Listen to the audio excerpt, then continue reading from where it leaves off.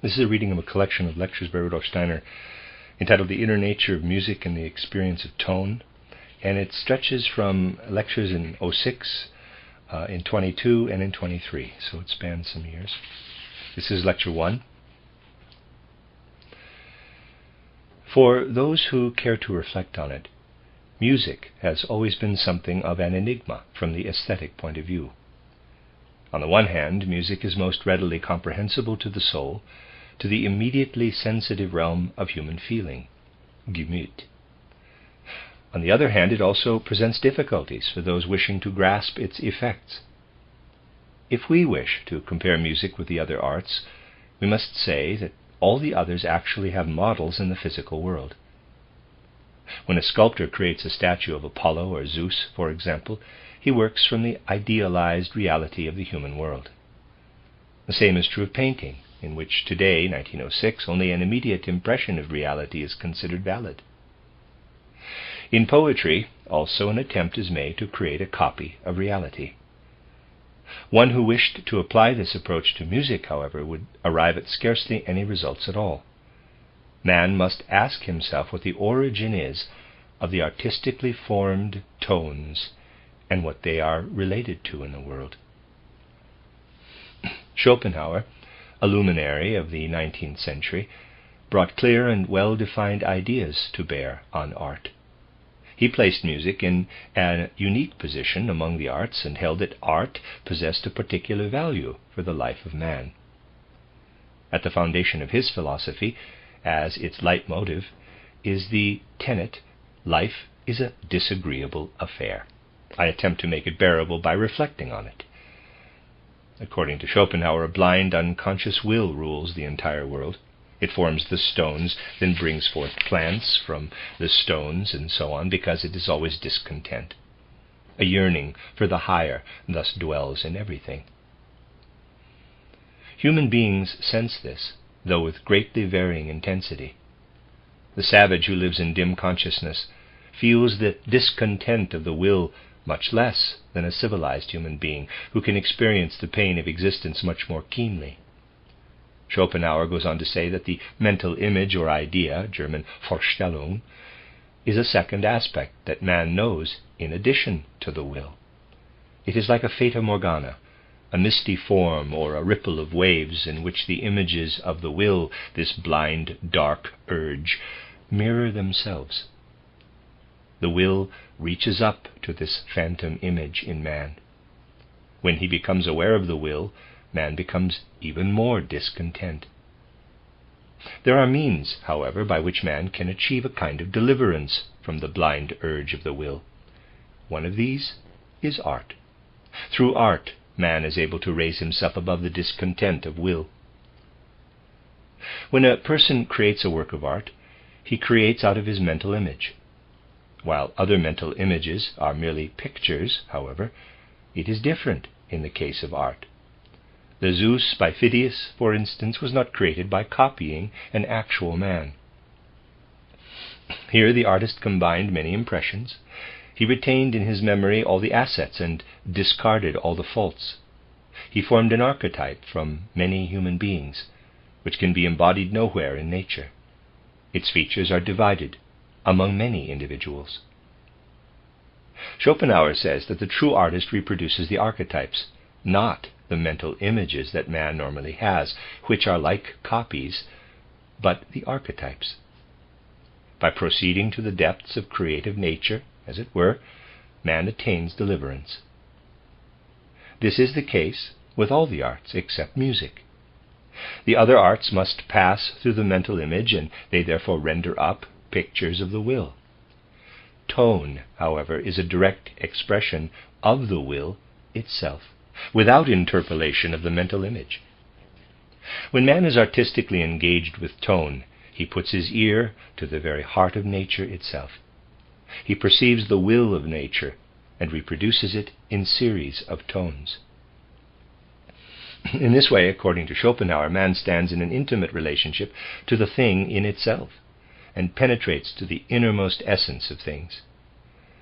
Because man feels himself near to this essence in music, he feels a deep contentment in music. Out of an instinctive knowledge, Schopenhauer attributed to music the role of directly portraying the very essence of the cosmos. He had a kind of instinctive presentiment of the actual situation. The reason that the musical element can speak to everyone, that it affects the human being from earliest childhood, becomes comprehensible to us from the realm of existence in which music has its true prototypes. When the musician composes, he cannot imitate anything. He must draw the motifs of the musical creation out of his soul. We will discover their origin by pointing to worlds that are imperceptible to the senses. We must consider how these higher worlds are actually constituted. Man is capable of awakening higher faculties of the soul that ordinarily slumber. Just as the physical world is made visible to a blind person following an operation to restore his sight, so the inner soul organs of man can also be awakened in order that he might discern the higher spiritual worlds. When man develops these faculties that otherwise slumber, when through meditation, concentration, and so forth, he begins to develop his soul, he ascends step by step. The first thing he experiences is a peculiar transformation of his dream world. When, during meditation, man is able to exclude all memories and experiences of the outer sense world, and yet can retain a soul content, his dream world begins to acquire a great regularity. Then, when he awakens in the morning, it feels as if he arose out of a flowing cosmic ocean. He knows that he has experienced something new. It is as if he emerged from an ocean of light and colors, unlike anything he has known in the physical world. His dream experiences gain increasing clarity. He recalls that in this world of light and color there were things and beings that distinguished themselves from those of the ordinary world, in that one could penetrate them. They did not offer resistance. Man becomes acquainted with a number of beings whose element, whose body, consists of colors. They are beings who reveal and embody themselves in color.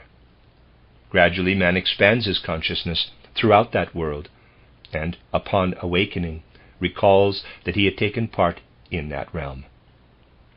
His next step is to take that world with him into the daily world.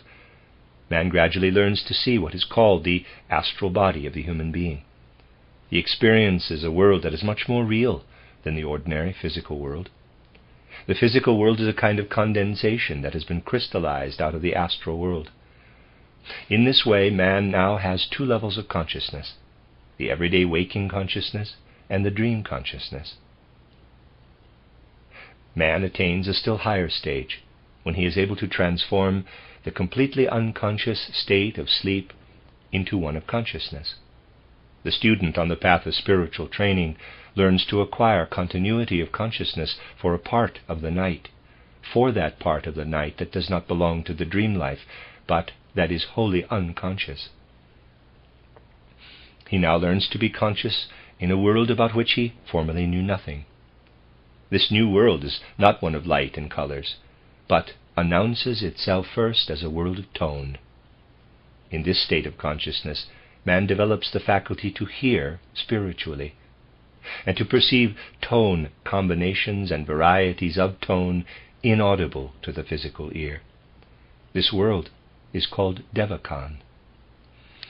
Now, one should not believe that when man hears the world of tone welling up, he does not retain the world of light and colors as well. The world of tone is permeated also with the light and colors that belong to the astral world. The most characteristic element of the Devakanic world, however, is this flowing ocean of tones. From this world of the continuity of consciousness, man can bring the tone element down with him, and thus hear the tone element in the physical world. A tone lies at the foundation of everything in the physical world. Each aspect of the physical represents certain Devakanic tones. All objects have a spiritual tone at the foundation of their being. And in his deepest nature, Man himself is such a spiritual tone. On this basis, Paracelsus said, "The realms of nature are the letters, and man is the word that is composed of these letters."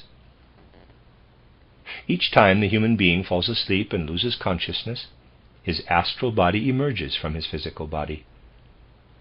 In this state, man is certainly unconscious, but living in the spiritual world. The spiritual sounds make an impression on his soul. The human being awakens each morning from a world of the music of the spheres, and from this region of harmony he re-enters the physical world. If it is true that man's soul experiences Devachan between two incarnations on earth, then we may also say that during the night the soul feasts and lives in flowing tone, as the element from which it is actually woven, and which is the soul's true home. The creative musician transposes the rhythm, the harmonies, and the melodies that impress themselves on his etheric body during the night into physical tone. Unconsciously, the musician has received the musical prototype from the spiritual world, which he then transposes into physical sounds. This is the mysterious relationship between music that resounds here in the physical world and hearing spiritual music during the night. When a person is illuminated by light, he casts a shadow on the wall. The shadow is not the actual person. In the same way, music produced in the physical world is a real shadow of the much loftier music of Devachan. The archetype, the pattern of music, exists in Devachan, and physical music is but a reflection of the spiritual reality.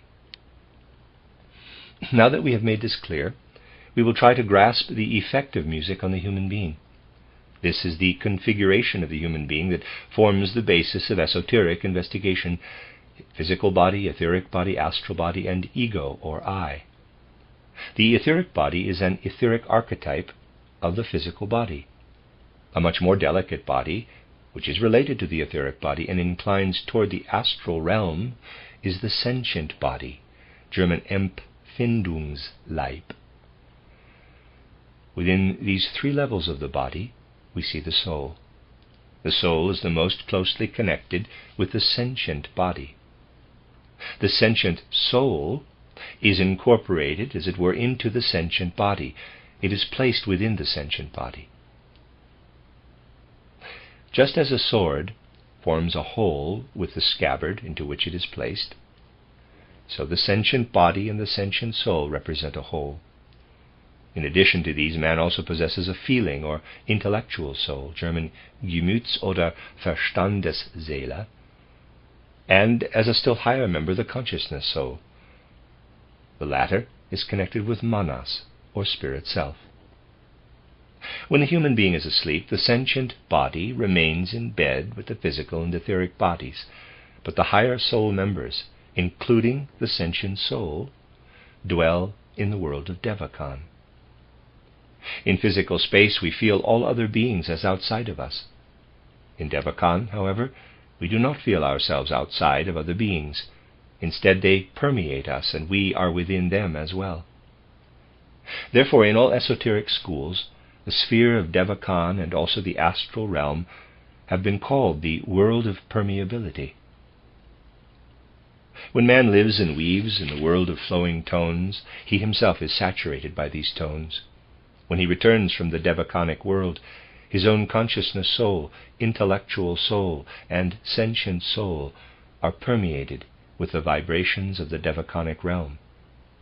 He has these within himself, and with them he penetrates the physical world. When man has absorbed these vibrations, they enable him to work from his sentient soul into the sentient body and the etheric body. Having brought these vibrations of Devachan along with him, man can convey them to his etheric body, which then resonates with these vibrations. The nature of the etheric and the sentient bodies is based on the same elements, on spiritual tone and spiritual vibrations. The etheric body is lower than the astral body, but the activity exercised in the etheric body stands higher than the activity of the astral body. Man's evolution consists of his transforming with his eye the bodies he possesses. First, the astral body is transformed into manas, also called spirit self. Then the etheric body into buddhi, also called life spirit. And finally the physical body into atma, also called spirit man. Since the astral body is the most delicate, man requires the least force to work on it. The force needed to work on the etheric body must be acquired from the devachanic world, and the force man needs for the transformation of the physical body must be attained from the higher devachanic world. One can work on the astral body with the forces of the astral world itself, but the etheric body requires the forces of the devachanic world. One can work on the physical body only with the forces of the still higher devachanic world. During the night, from the world of flowing tones, man receives the force he needs to communicate these sounds to his sentient body and his etheric body. A person is musically creative or sensitive to music because these sounds are present already in his sentient body. Although man is unaware of having absorbed tones during the night, when he awakens in the morning, he, nevertheless, senses these imprints of the spiritual world within him when he listens to music.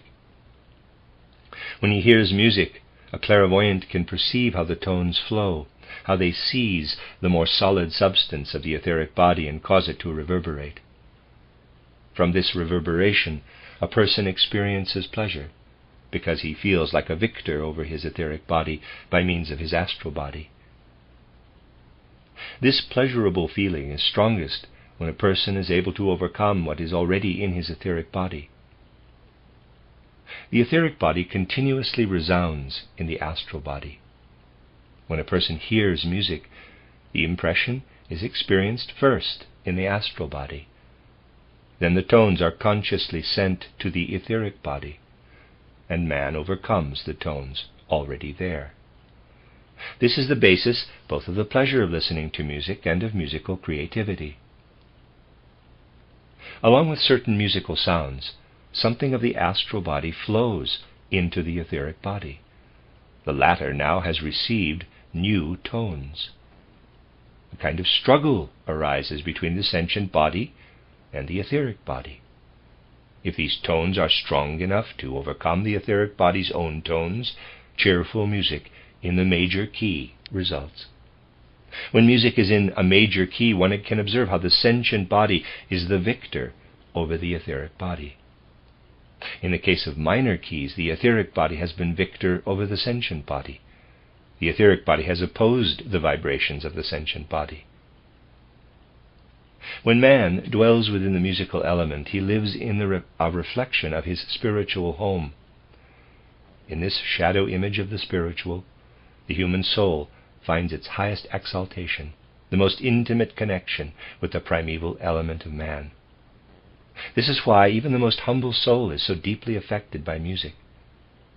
The most humble soul feels in music an echo of what it has experienced in Devachan.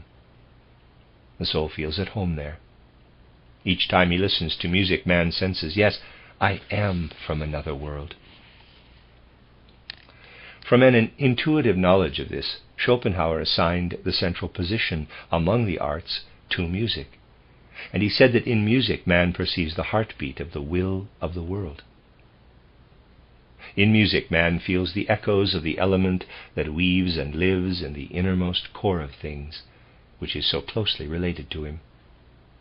Because feelings are the innermost elements of the soul, akin to the spiritual world, and because in tone the soul finds the element in which it actually moves, man's soul dwells in a world where the bodily no longer exist, but where feelings themselves live on.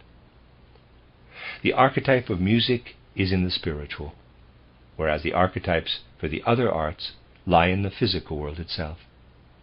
When the human being hears music, he has a sense of well-being, because these tones harmonize with what he has experienced in the world of his spiritual home. The end of Lecture 1. This is a reading of a collection of lectures by Rudolf Steiner entitled The Inner Nature of Music and the Experience of Tone, This is Lecture 2, which was given on November 12th of 1906 in Berlin. Through spiritual scientific investigation, we see how the world and all nature surrounding us becomes intelligible. It also becomes increasingly clear to us how the outer facts of our surroundings can have a more or less profound significance for the inner being of man. Today we will develop further the theme of why music affects the human soul in such a definite, unique way. In doing this, we will cast light on the very foundations of the soul. To begin with, we must ask how a remarkable hereditary line, such as we see in the Bach family, for example, can be explained. Within a period of 250 years, nearly 30 members of this family exhibited marked musical talent. Another case is the Bernoulli family, in which a mathematical gift was inherited in a similar way through several generations. And 8 of the family members were mathematicians of some renown. Here are 2 phenomena that can be understood by heredity, yet they are totally different situations. To those who have sought to penetrate deeply into the nature of things, music appears to be something quite special. Music has always occupied a special place among the arts. Consider this from Schopenhauer's viewpoint. In his book titled The World as Will and Idea, he speaks of art as a kind of knowledge that leads more directly to the divine than is possible for intellectual knowledge. This opinion of Schopenhauer's is connected with his worldview, which held that everything surrounding us is only a reflection of the human mental image or idea. This reflection arises only because outer things call forth mental images in the human senses, enabling man to relate to the things themselves. Man can know nothing of that which is unable to make an impression on the senses. Schopenhauer speaks physiologically of specific sense impressions. The eye can receive only light impressions. It is insensitive to all other impressions. It can sense only something that is light. Likewise, the ear can sense only tone impressions, and so on. According to Schopenhauer's view, everything observed by man as the world around him reflects itself like a fata morgana within him. It is a kind of reflection called forth by the human soul itself. According to Schopenhauer, there is one possibility of bypassing the mental image. There is one thing perceptible to man for which no outer impression is needed, and this is man himself. All outer things are an eternally changing, eternally shifting fata morgana for man.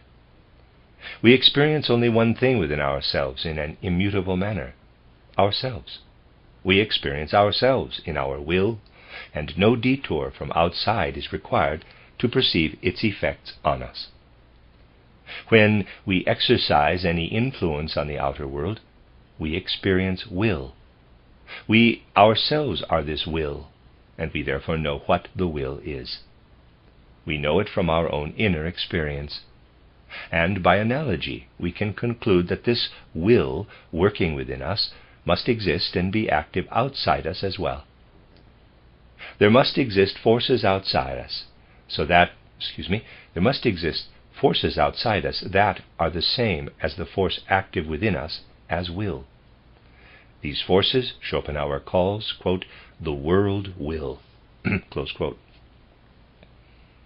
Now, let us pose the question of how art originates. In line with Schopenhauer's reasoning, the answer would be that art originates through a combination of the fata morgana outside us and that within us, through a uniting of both. When an artist, a sculptor, for example, wishes to create an ideal figure, say of Zeus, and he searches for an archetype, he does not focus on a single human being in order to find the archetype in him. Instead, he looks around among many men. He gathers a little from one man, a little from another, and so on.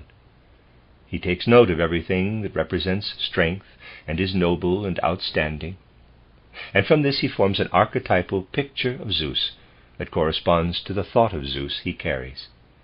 This is the idea in man, which can be acquired only if the particulars the world offers us are combined within man's mind. Let us place Schopenhauer's thought alongside one of Goethe's, in which finds expression in the words, quote, "In nature it is the intentions that are significant," close quote. We find Schopenhauer and Goethe in complete agreement with one another. Both thinkers believe that there are intentions in nature that she can neither bring completely to expression nor attain in her creations, at least not with the details. The creative artist tries to recognize these intentions in nature. He tries to combine them and represent them in a picture. One now comprehends Goethe, who says that art is a revelation of nature's secret intentions, and that the creative artist reveals the continuation of nature. The artist takes nature into himself. He causes it to arise in him again, and then lets it go forth from him. It is as if nature were not complete, and in man found the possibility of guiding her work to an end. In man, nature finds her completion, her fulfillment, and she rejoices, as it were, in man and his works. In the human heart lies the capability of thinking things through to the end, and of pouring forth what has been the intention of nature. Goethe sees nature as the great creative artist that cannot completely attain her intentions, presenting us with something of a riddle. The artist, however, solves these riddles. He thinks the intentions of nature through to the end and expresses them in his works. Schopenhauer says that this holds true of all the arts except music. Music stands on a higher level than all the other arts. Why? Schopenhauer finds the answer saying that in all the other creative arts, such as sculpture and painting, the mental images must be combined before the hidden intentions of nature are discovered. Music, on the other hand, the melodies and harmonies of tones, is nature's direct expression. The musician hears the pulse of the divine will that flows through the world. He hears how this will expresses itself in tones.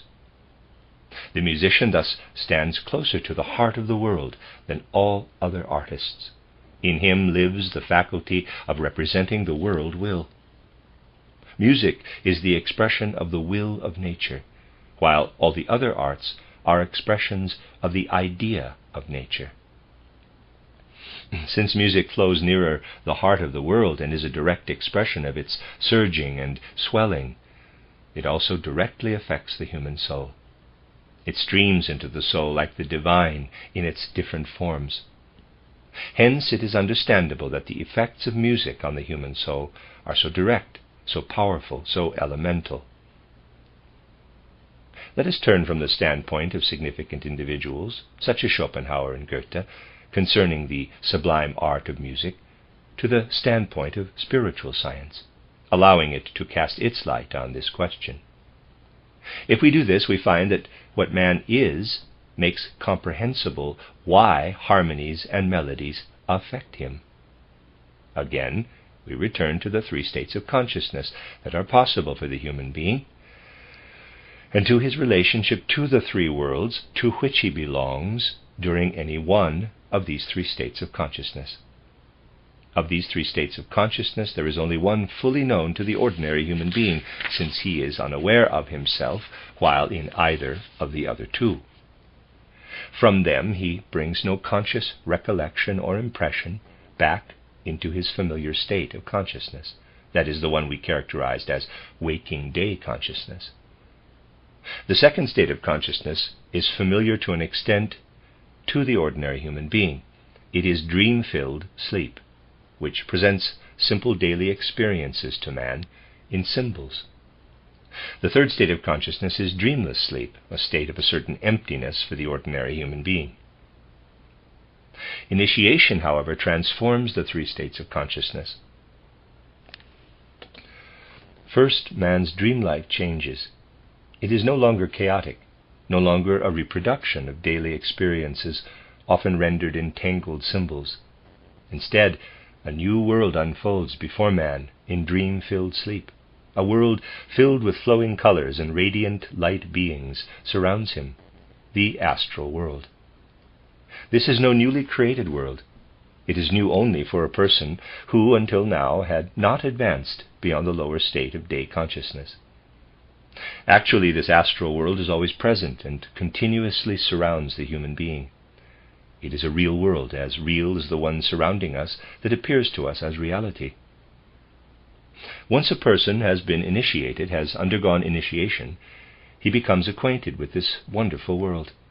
He learns to be conscious in it with a consciousness as clear, no, even clearer, than his ordinary day consciousness. He also becomes familiar with his own astral body and learns to live in it consciously. The basic experience in this new world that unfolds before man is one of living and weaving in a world of colors and light. After his initiation, man begins to awaken during his ordinary dream-filled sleep. It is as though he feels himself borne upward on a surging sea of flowing light and colors. This glimmering light and these flowing colors are living beings.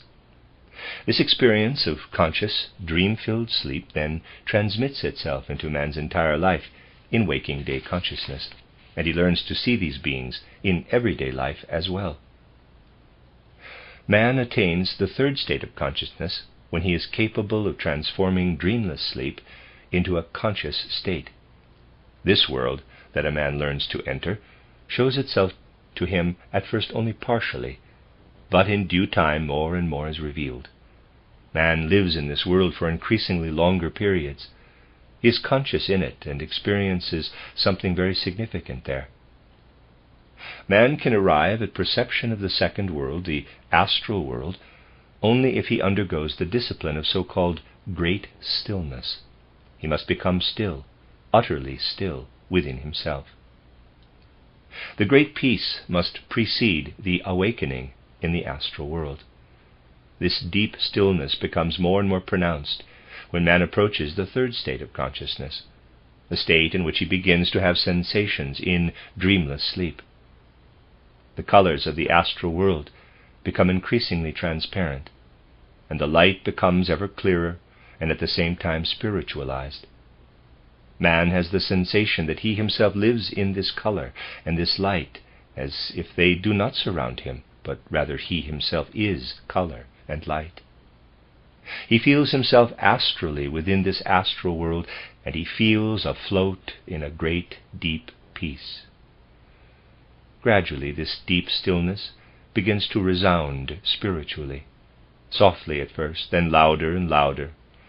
The world of colors and light is permeated with resounding tones.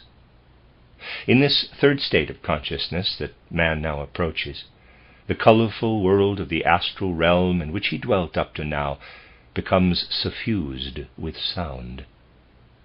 This new dimension that opens to man is Devakan, the so-called mental world, and he enters this wondrous world through the portals of the great stillness. Through the great stillness, the tone of this other world rings out to him.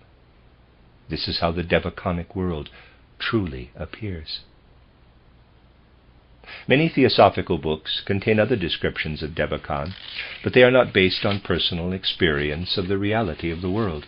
Ledbetter, for example, gives an accurate description of the astral plane and of experiences there, but his description of Devakan is inaccurate. It is merely a construction modeled on the astral plane, and is not experienced personally by him. All descriptions that do not describe how a tone rings out from the other side are incorrect, and are not based on actual perception.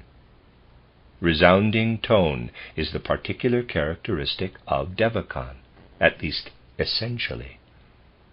Of course, one must not imagine that the Devakanic world does not radiate colors as well. It is penetrated by light emanating from the astral world, for the two worlds are not separated. The astral world penetrates the Devakanic world. The essence of the Devakanic realm, however, lies in tone. That which was light in the great stillness now begins to resound. On a still higher plane of Devachan, tone becomes something akin to words. All true inspiration originates on this plane, and in this region dwell inspired authors. Here they experience a real permeation with the truths of the higher worlds. This phenomenon is entirely possible. We must bear in mind that not only the initiate lives in these worlds. The only difference between the ordinary human being and the initiate is that an initiate undergoes these various altered conditions consciously. The states that ordinary man undergoes unconsciously again and again merely change into conscious ones for him. The ordinary human being passes through these three worlds time after time, but he knows nothing about it because he is conscious neither of himself nor of his experiences there. Nevertheless, he returns with some of the effects that these experiences called forth in him. When he awakens in the morning, not only is he physically rejuvenated by the sleep, but he also brings back art from those worlds. When a painter, for example, goes far beyond the reality of colors in the physical world in his choice of the tones and color harmonies that he paints on his canvas, it is none other than a recollection, albeit an unconscious one, of experiences in the astral world. Where has he seen these tones, these shining colors? Where has he experienced them? They are the after effects of the astral experiences he has had during the night. Only this flowing ocean of light and colors, of beauty and radiating, glimmering depths, where he has dwelt during sleep, gives him the possibility of using these colors among which he existed. With the dense, earthy colors of our physical world, however, he is unable to reproduce anything close to the ideal that he has experienced and that lives in him.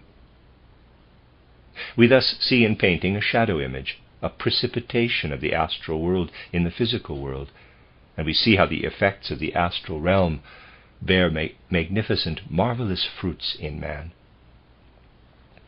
In great art there are wonderful things that are much more comprehensible to a spiritual scientist, because he discerns their origin. I am thinking, for instance, of two paintings by Leonardo da Vinci that hang in the Louvre in Paris. One portrays Bacchus, the other St. John. Both paintings show the same face. Evidently the same model was employed for both. It is not their outward narrative effect, therefore, that makes them totally different from each other. The artistic mysteries of light contained in the paintings are based more purely on their effects of color and light. The painting of Bacchus displays an unusual glistening reddish light that is poured over the body's surface. It speaks of voluptuousness concealed beneath the skin, and thus characterizes Bacchus's nature. It is as if the body were imbibing the light and, permeated with its own voluptuous nature, exuded it again. The painting of John, on the other hand, displays a chaste, yellowish hue. It seems as if the color is only playing about the body. The body allows the light only to surround its forms. It does not wish to absorb anything from outside into itself. An utterly unselfish corporeality, fully pure and chaste, addresses the viewer from this painting. A spiritual scientist understands all this. One must not believe, however, that an artist is always intellectually aware of what is concealed in his work. The precipitations of his astral vision need not penetrate as far as physical consciousness in order to live in his works. Leonardo da Vinci perhaps did not know the occult laws by which he created his paintings. That is not what matters. But he followed them out of his instinctive feeling. We thus see in painting the shadow, the precipitation of the astral world in our physical realm. The composer conjures a still higher world. He conjures the devachanic world into the physical world. The melodies and harmonies that speak to us from the compositions of our great masters are actually faithful copies of the devachanic world. If we are at all capable of experiencing a foretaste of the spiritual world, this would be found in the melodies and harmonies of music and the effects it has on the human soul. We return once again to the nature of the human being. We find, first of all, the physical world and the etheric body, then the astral body, and finally the I, of which man first became conscious at the end of the Atlantean age. When man sleeps, the astral body and the sentient soul release themselves from the lower nature of man. Physical man lies in bed, connected with his etheric body. All his other members loosen and dwell in the astral and devaconic worlds. In these worlds, specifically in the devaconic world, the soul absorbs into itself the world of tones. When he awakens each morning, man actually has passed through an element of music, an ocean of tones. A musical person is one whose physical nature is such that it follows these impressions, though he need not know this. A sense of musical pleasure is based on nothing other than the right accord between the harmonies brought from beyond and the tones and melodies here. We experience musical pleasure when outer tones correspond with those within. Regarding the musical element, the cooperation of sentient soul and sentient body is of special significance. One must understand that all consciousness arises through a kind of overcoming of the outer world. What comes to consciousness in man as pleasure or joy signifies a victory of the spiritual over merely animated corporeality, the victory of the sentient soul over the sentient body. It is possible for one who returns from sleep with the inner vibrations to intensify these tones and to perceive the victory of the sentient soul over the sentient body, so that the soul feels itself stronger than the body. In the effects of a minor key, man can always perceive how the vibrations of the sentient body grow stronger, while, in a major key, the sentient soul vibrates more intensely and predominates over the sentient body. When the minor third is played, one feels pain in the soul, the predominance of the sentient body, but when the major third resounds, it announces the victory of the soul. Now we can grasp the basis of the profound significance of music. We understand why music has been elevated throughout the ages to the highest position among the arts by those who know the relationships of the inner life. Why even those who do not know these relationships grant music a special place, and why music stirs the deepest strings of our soul, causing them to resound. Alternating between sleeping and waking, man continuously passes from the physical to the astral, and from these worlds to the devaconic world, a reflection of his overall course of incarnations. When in death he leaves the physical body, he rises through the astral world up into Devachan. There he finds his true home. There he finds his place of rest. This solemn repose is followed by his re-entry into the physical world, and in this way man passes continuously from one world to another. The human being, however, experiences the elements of the devaconic world as his own innermost nature, because they are his primeval home. The vibrations flowing through the spiritual world are felt in the innermost depths of his being. In a sense, man experiences the astral and physical as mere sheaths. His primeval home is in Devachan, and the echoes from this homeland, the spiritual world, resound in him in the harmonies and melodies of the physical world. These echoes pervade the lower world with inklings of a glorious and wonderful existence. They churn up man's innermost being and thrill it with vibrations of purest joy and sublime spirituality, something that this world cannot provide.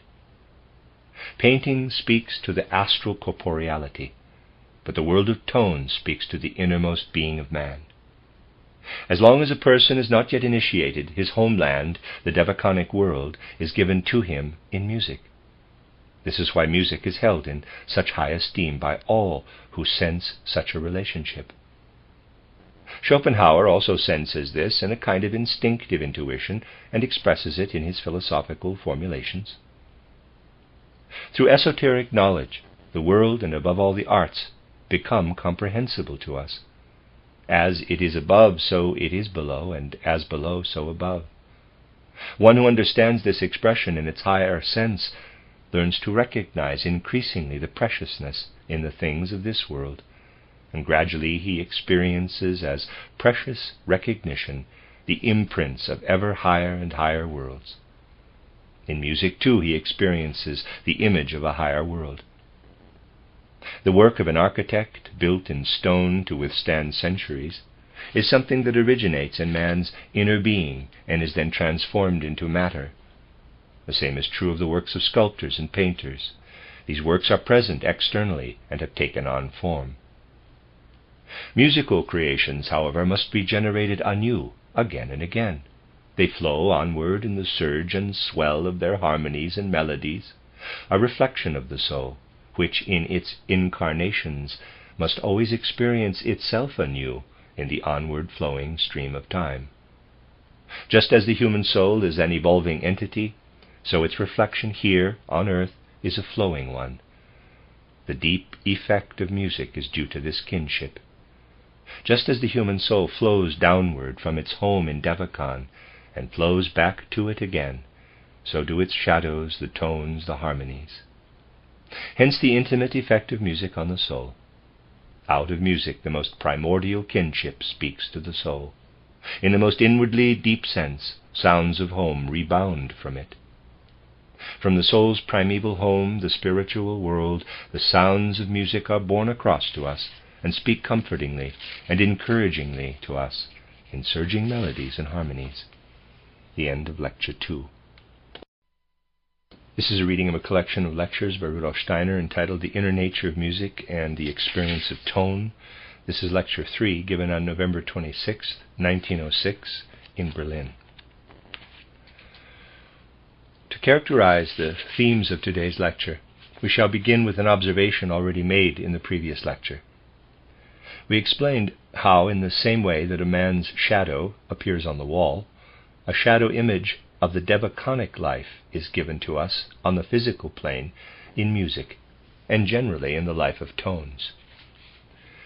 We mentioned that 29 more or less gifted musicians were born into the Bach family within a period of 250 years, and that the musical talent was handed down through the generations, just as mathematical talent was handed down in the Bernoulli family.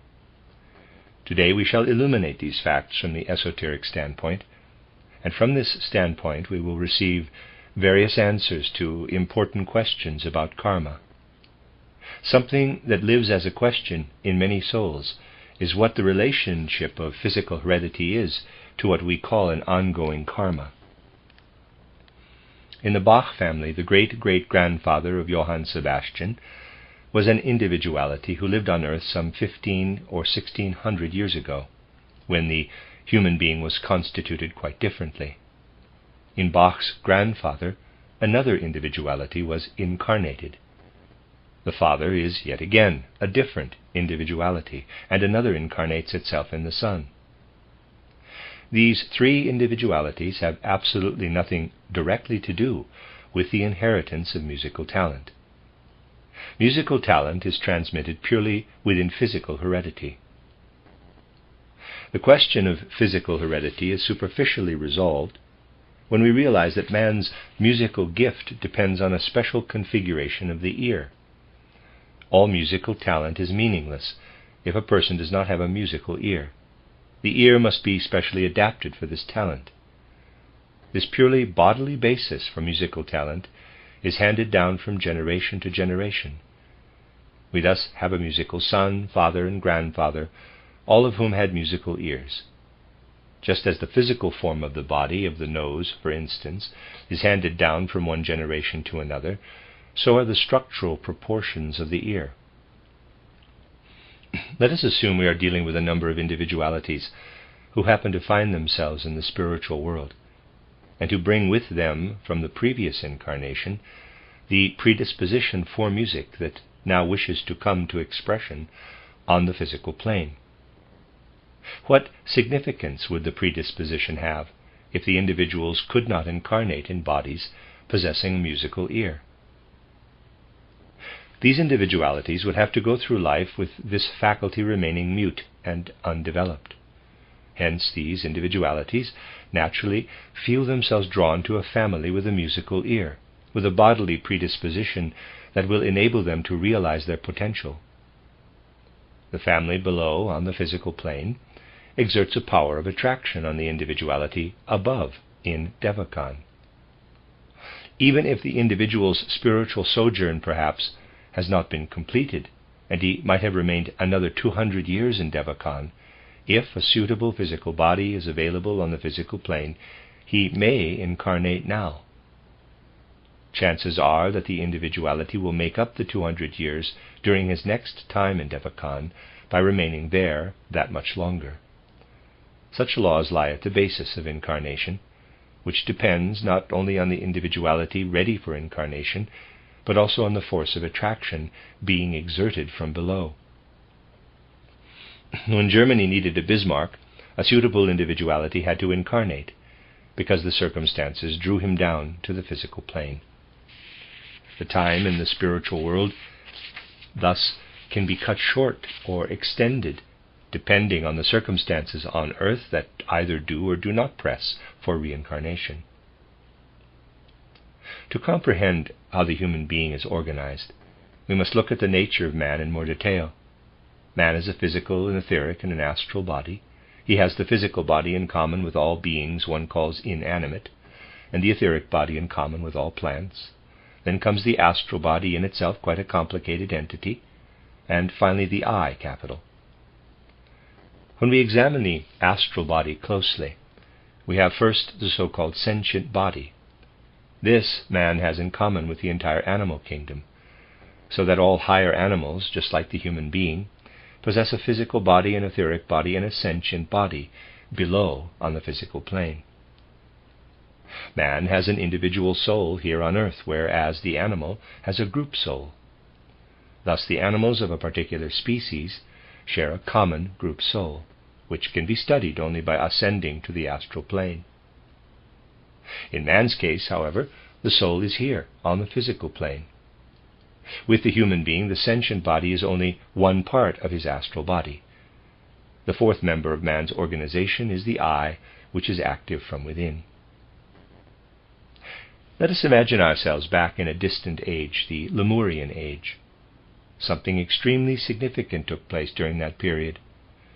Man's ancestors, who existed on Earth millions and millions of years ago, were completely different from human beings today. On the physical plane of the earth of that time, there was a kind of strangely shaped higher animal, of which nothing remains any longer on the earth today, since it became extinct long ago. The higher animals of today are descendants of those completely differently shaped beings, but they are descendants that have degenerated. Those beings of the ancient past are the ancestors of present-day physical human nature. They possessed only a physical body, an etheric body, and a sentient body. During that age, the I gradually united with these beings. It descended from the higher worlds. Animality, therefore, rose upward toward the human soul, while the soul made its way down from above. Animality developed itself upward, while the soul descended. As a whirling cloud of dust spirals up from the earth and a rain cloud descends to meet it, so did the animal body and the human soul unite. The sentient body of this animal living below on earth, man's ancestor, had developed itself to the point where it could receive the I. This I was also composed of various members, namely the sentient soul, the intellectual soul, and the consciousness soul. Imperceptible to the outer senses, this I-body descended to meet the upwardly evolving physical body, etheric body, and sentient body. Had beings possessing a physical body, an etheric body, and a sentient body existed 1,000,000 years earlier, they would have been able to feel these I's hovering above. They would have been forced, however, to say, a union with such beings is impossible, for the sentient souls hovering above are so delicately spiritual that they are unable to unite themselves with our coarse bodies. Gradually, however, the soul above became coarser and the sentient body below more refined. A kinship came into being between the two, and now the soul descended. Like a sword fits into a scabbard, so the sentient soul fits into the sentient body. We must understand in this sense the words of the Bible. God breathed into man the breath of life, and he became a living soul. In order to understand these words fully, one must know the various states of matter that exist on earth. First we have the solid state. The esoteric term for it is the earth. In using this term, however, the esotericist does not refer to the actual soil of the fields, but to its solid condition. All solid components of the physical body, the bones, the muscles, and so forth, are termed earth. The second state is fluidity. The esoteric term for it is water. Everything fluid, blood, for instance, is called water. Third, we have the gaseous state, air, in esoteric terminology. The esotericist goes on to consider higher and subtler substances, more delicate states, beyond air. In order to understand this better, we must consider, for example, a metal such as lead. In esoteric terminology, lead is earth.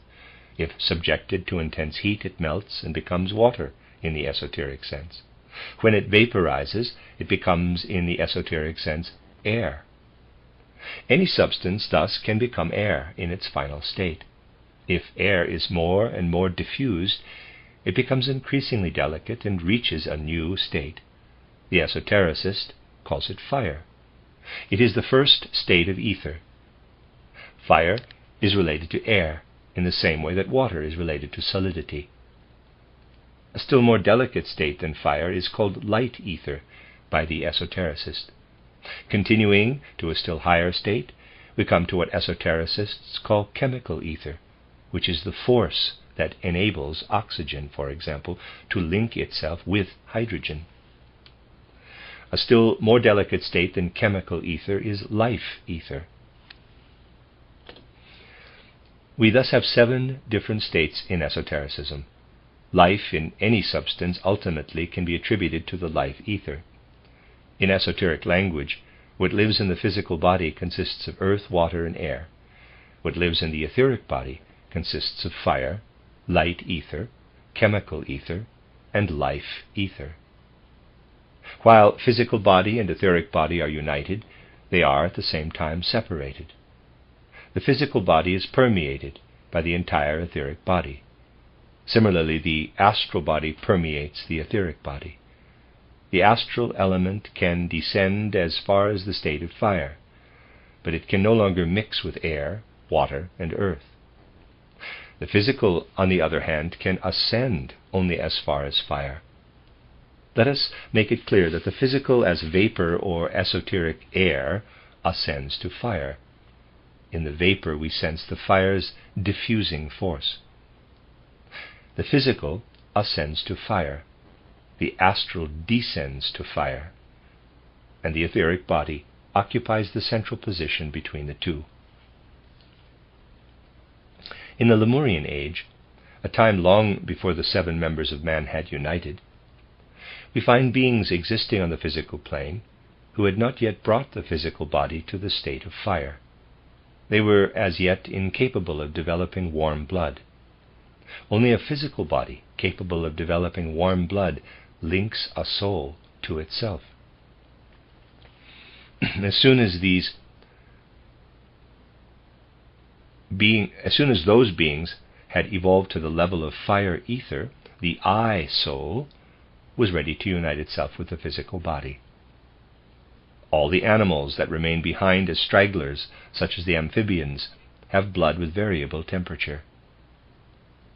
We must keep in mind this point in time from the Lemurian age. It was a moment of the utmost importance, when the being consisting of physical body, etheric body, and sentient body could, through the warm blood, be fructified with the human soul. Evolution continued from the Lemurian to the Atlantean age.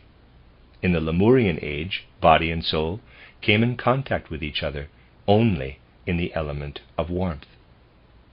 At the beginning of the Atlantean age, something new took place. The soul element penetrated more deeply into the physical body, mainly to the level of air. In the Lemurian age, it had progressed only as far as fire. Now it penetrated to air. This is very important for human evolution, since it marks the beginning of the ability to live in the element of air. Just as there were only cold-blooded creatures at the outset of the Lemurian age, so up to now all creatures have been mute and incapable of uttering sound. They had to master the domain of air before they could emit sounds. Now the first, most elementary beginnings of singing and speaking took place. The next stage will bring about the soul's descent into the fluid element. The soul will then be capable of guiding consciously the flow of blood, for example, in the arteries. We will encounter this stage of evolution in the distant future. One could argue that the cold-blooded insect also speaks, but in the sense used here, where speaking is the soul resounding outward from within, this is not the case. The sounds made by the insect are of a physical nature. The chirping of the cricket, the whirring of its wings are outer sounds. It is not the soul that resounds. We are concerned here with the soul's expression in tone. At the point in time just described, man became capable of pouring forth his soul in sound. He could now emit from within the same element that reached him from outside. Man came to receive tone from outside through the ear, and to return it as such to his surroundings. The ear is thus one of the oldest organs, and the larynx one of the youngest. The relationship between ear and larynx is different from that between all other organs. The ear itself reverberates. It is like a kind of piano. There are a number of delicate fibers inside the ear, each of which is tuned to a certain tone. The ear does not alter what comes to it from outside, or at least it does so only a little. All the other sense organs, like the eye, for example, alter the impressions received from the environment. All the other senses must develop in the future to the stage of the ear, for in the ear we have a physical organ that stands at the highest level of development. The ear is also related to a sense that is still older, the sense of spatial orientation, that enables one to experience the three dimensions of space. Man is no longer aware of this sense. It is intimately connected with the ear. Deep in the ear's interior we find three remarkable loops, three semicircular canals that stand perpendicular, one on top of the other. Science does not know what to make of them. When they are injured, however, man's sense of balance is upset. They are the remnants of the sense of space, which is much older than the sense of hearing. Formerly, man perceived space in the same way he perceives tone today. Now the sense of space has become entirely part of him, and he is no longer conscious of it. The sense of space perceives space. The ear perceives tone, which means that which passes from space into time. Now one will understand how a certain kinship can exist between music and the mathematical sense, which is tied to these three semicircular canals. The musical family's distinguishing feature is the musical ear. The mathematical family shows a special development of the three semicircular canals in the ear, to which is linked the talent for grasping spatial relationships. These semicircular canals were particularly developed in the Bernoulli family, and passed on from one member to another, just like the musical ear in the Bach family. In order to be able to live fully in these predispositions, individualities, descending to incarnation, had to seek out the family in which this hereditary trait existed. Such are the intimate relationships between physical heredity and the soul, which seek one another out even after many hundreds and hundreds of years. In this way we see how man's outer nature is connected with his inner being. The end of Lecture 3. This is a reading of a collection of lectures by Rudolf Steiner entitled The Inner Nature of Music and the Experience of Tone. This is Lecture 4, given on December 2nd, 1922.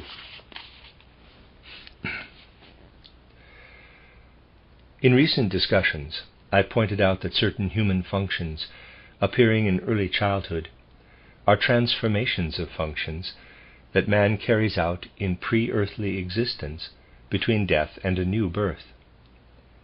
We see how after birth the child, not fully adapted to the earth's gravity and equilibrium, gradually develops to the point at which it becomes adjusted to this equilibrium, how it learns to stand and walk upright. The body's adaptation to the condition of equilibrium of earthly existence is something the human being acquires only after life on earth has begun. We know that the form of man's physical body is the result of a magnificent spiritual activity, which man, together with beings of the higher worlds, undertakes in the period between death and a new birth. What man forms in this way, however, that which becomes the spiritual seed, as it were, for his future physical earthly organism, does not yet contain the faculty of walking upright.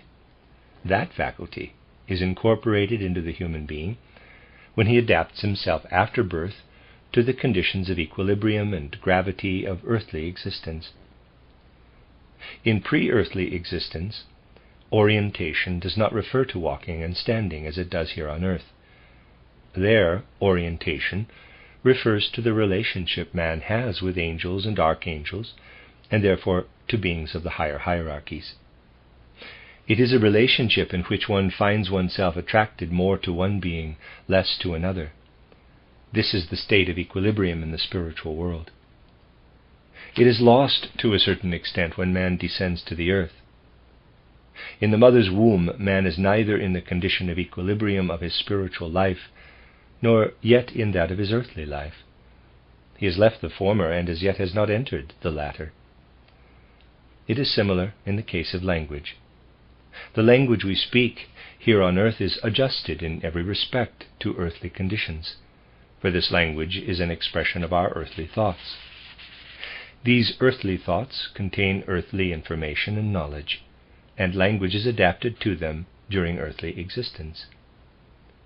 In pre-earthly existence, man has a language that does not actually emerge from within, that does not follow the exhalation. Instead, it follows spiritual inhalation, inspiration, something in pre-earthly existence that we can describe as corresponding to inhalation. It is a life within the word of the universe, the universal language, from which all things are made. As we descend to the earth, we lose this life within the universal language, and here we acquire the means that serve to express our thoughts, our earthly thoughts, and the human intellect, that is, the intellect among all human beings dwelling on earth. It is the same with the thoughts we have here as with the thinking. Thinking is adapted to earthly conditions. In pre-earthly existence, we live within the weaving thoughts of the universe. If we first focus on the mediating member of man, man's speaking, we can say that an essential part of the earth's culture and civilization lies in speaking. Through speaking, people come together here on earth. Speaking is the bridge between two persons. Soul unites with soul. We feel that in speaking we have an essential aspect of life on earth. It is, after all, the earthly reflection of life and the Logos in the Word of the universe. It is therefore particularly interesting to understand the connection between what man struggles to attain on earth as his language and the metamorphosis of this language found in pre-earthly life. The study of this relationship directs us to the inner organization of man, which stems from the elements of sound and tone. It is especially fitting that at this moment I can add the subject of man's expression through tone and word to the cosmological considerations we have been conducting for weeks. Today we have had the great pleasure of listening to a superb vocal recital here in our Goetheanum. As an expression of inner satisfaction over this gratifying artistic event, let me say something about the connection between man's sound and tone expressions here on earth with man's life in that which corresponds to tone and sound in the spiritual. If we observe the human organization as it is manifested on earth, it is a reflection of the spiritual through and through. Not only what man bears within himself, but everything surrounding him in outer nature is a reflection of the spiritual. When man expresses himself in speech and song, he expresses his whole organization of body, soul, and spirit as a revelation to the outside as well as to himself, to the inside. Man is completely contained, as it were, in what he reveals in sound and tone. How much he is contained within this is revealed when one goes into the details of what man is when he speaks or sings. Let us begin by considering speech. In the course of humanity's historical evolution, speech has emerged from a primeval song element. The further we go back into prehistoric times, the more speech resembles recitation, and finally, singing. In very ancient times of man's earthly evolution, his sound and tone expressions were not differentiated into song and speech. Instead, they were one. Man's primeval speech may be described as a primeval song. If we examine the present state of speech, which is already far removed from the pure singing element, and has instead immersed itself in the prose element and the intellectual element, we have in speech essentially two elements, the elements of consonants and vowels. Everything brought out in speech is composed of the elements of consonants and vowels. The element of consonants is actually based on the delicate sculptural formation of our body. How we pronounce a B or a P or an L or an M is based on something having a definite form in our body. In speaking of these forms, one is not always referring only to the apparatus of speech and song. They represent only the highest culmination. When a human being brings forth a tone or sound, his whole organism is actually involved, and what takes place in the song or speech organ is only the final culmination of what goes on within the entire human being. The form of the human organism could be considered in the following way. All consonants contained in a given language are always actually variations of 12 primeval consonants. In Finnish, for example, these 12 primeval consonants are preserved in a nearly pure state. 11 are retained completely clearly. Only the 12th has become somewhat unclear. And an aside here, there is a gap in the manuscript, in the transcript. End of aside. If the quality of these 12 primeval consonants is correctly comprehended, each one can be represented by a certain form. If they are combined, they in turn represent the complete sculptural form of the human organization. Not speaking symbolically at all, one can say that the human organism is expressed sculpturally through the 12 primeval consonants. Actually, what is this human organism? Viewed from an artistic standpoint, it is really a musical instrument. Indeed, you can comprehend standard musical instruments, a violin or some other instrument, by looking at them fundamentally from the viewpoint of the consonants, by picturing how they are built, as it were, out of the consonants. When one speaks of consonants, one always feels something that is reminiscent of musical instruments, and the totality and harmony of all consonants represents the sculptural form of the human organism. The vowel element is the soul playing on this musical instrument. When you observe the consonant and vowel elements of speech, you actually discover a self-expression of the human being in each word and tone. Through the vowels, the soul of man plays on the consonantism of the human bodily instrument. If we examine the speech of modern-day civilization and culture, we notice that to a large extent the soul makes use of the brain, the head nerve organism, when it utters vowels. This was not the case to such an extent in earlier times of human evolution.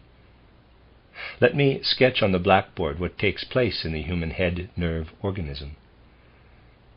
The red dotted lines indicate the head nerve organism. They therefore represent the forces running along the nerve fibers of the head, and there's a diagram. This is a one-sided view of the whole matter, however. Another activity enters the one generated by the nerve fibers. This new activity is caused by our inhalation of air. Sketching it, we see that the air we inhale passes through the canal of the spinal cord, and the impact of the breathing process unites with the movements taking place along the nerve fibers. The stream of breath, which pushes upward through the spinal cord to the head, constantly encounters the nerve activity.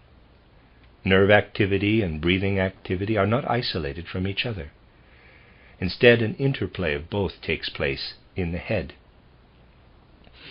Conditioned by everyday life, man has become prosaic, placing more value on the nerve forces, and he makes more use of his nervous system when he speaks. One could say that he energizes, makes inward the instrument that forms the vowel streams in a consonantal direction.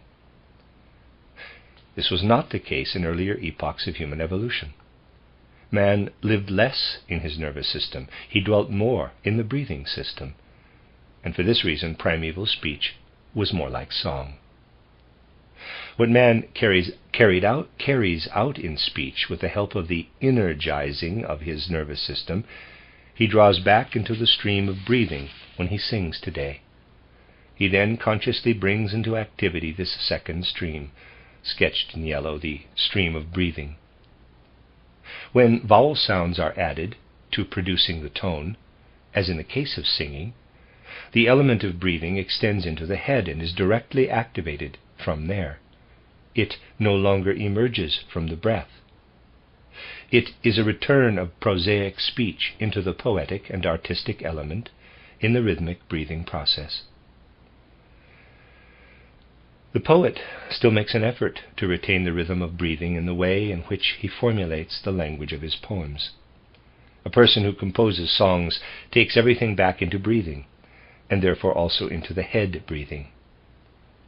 When man shifts from speaking to singing, he undoes in a certain way what he had to undergo in adapting speech to earthly conditions. Indeed, song is an earthly means of recalling the experiences of pre-earthly existence. We stand much closer to the spiritual world with our rhythmic system than with our thinking system. It is the thinking system that influences speech, which has become prosaic. When producing vowel sounds, we actually push what lives in the soul toward the body, which serves as the musical instrument, only by adding the consonant element. Surely you can feel how a soul quality is alive in every vowel, and how you can use the vowel element by itself. The consonants, on the other hand, tend to long continuously for the vowels. The sculptural instrument of the body is really dead unless the vowel or soul element touches it. Many details point to this. Take, for instance, the word mir, which is mine, pronounced mir in High German, and look at how it is pronounced in some Central European dialects. When I was a little boy, I couldn't imagine that the word was spelled M-I-R. I always spelled it M-I-A, because in the R is contained the longing for the A. If we see the human organism as the harmony of the consonants, everywhere we find in it the longing for vowels, and therefore the soul element. Why is that? The human organism, while here on earth, must adapt its sculptural form to earthly conditions. Earthly equilibrium and the configuration of earthly forces determine its shape. Yet it is really shaped out of the spiritual, and only through spiritual scientific research can one perceive what actually takes place. I shall try to make this clear for you with a diagram. And there's another diagram, this is the third one. The soul element, which expresses itself in vowels, pushes against the element of consonants. The element of consonants is shaped sculpturally, according to earthly conditions.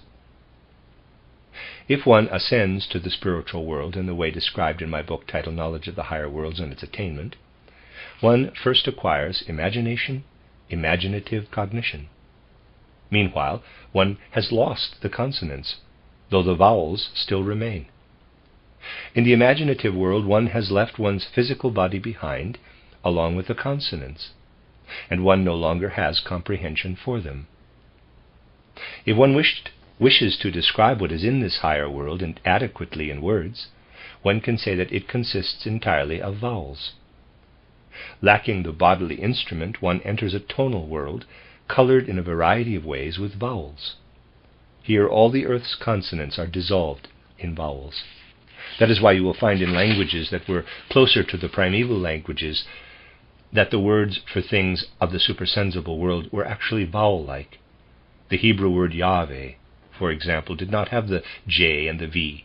It actually consisted only of vowels and was rhythmically half-sung. Using mostly vowels, the words naturally were sung.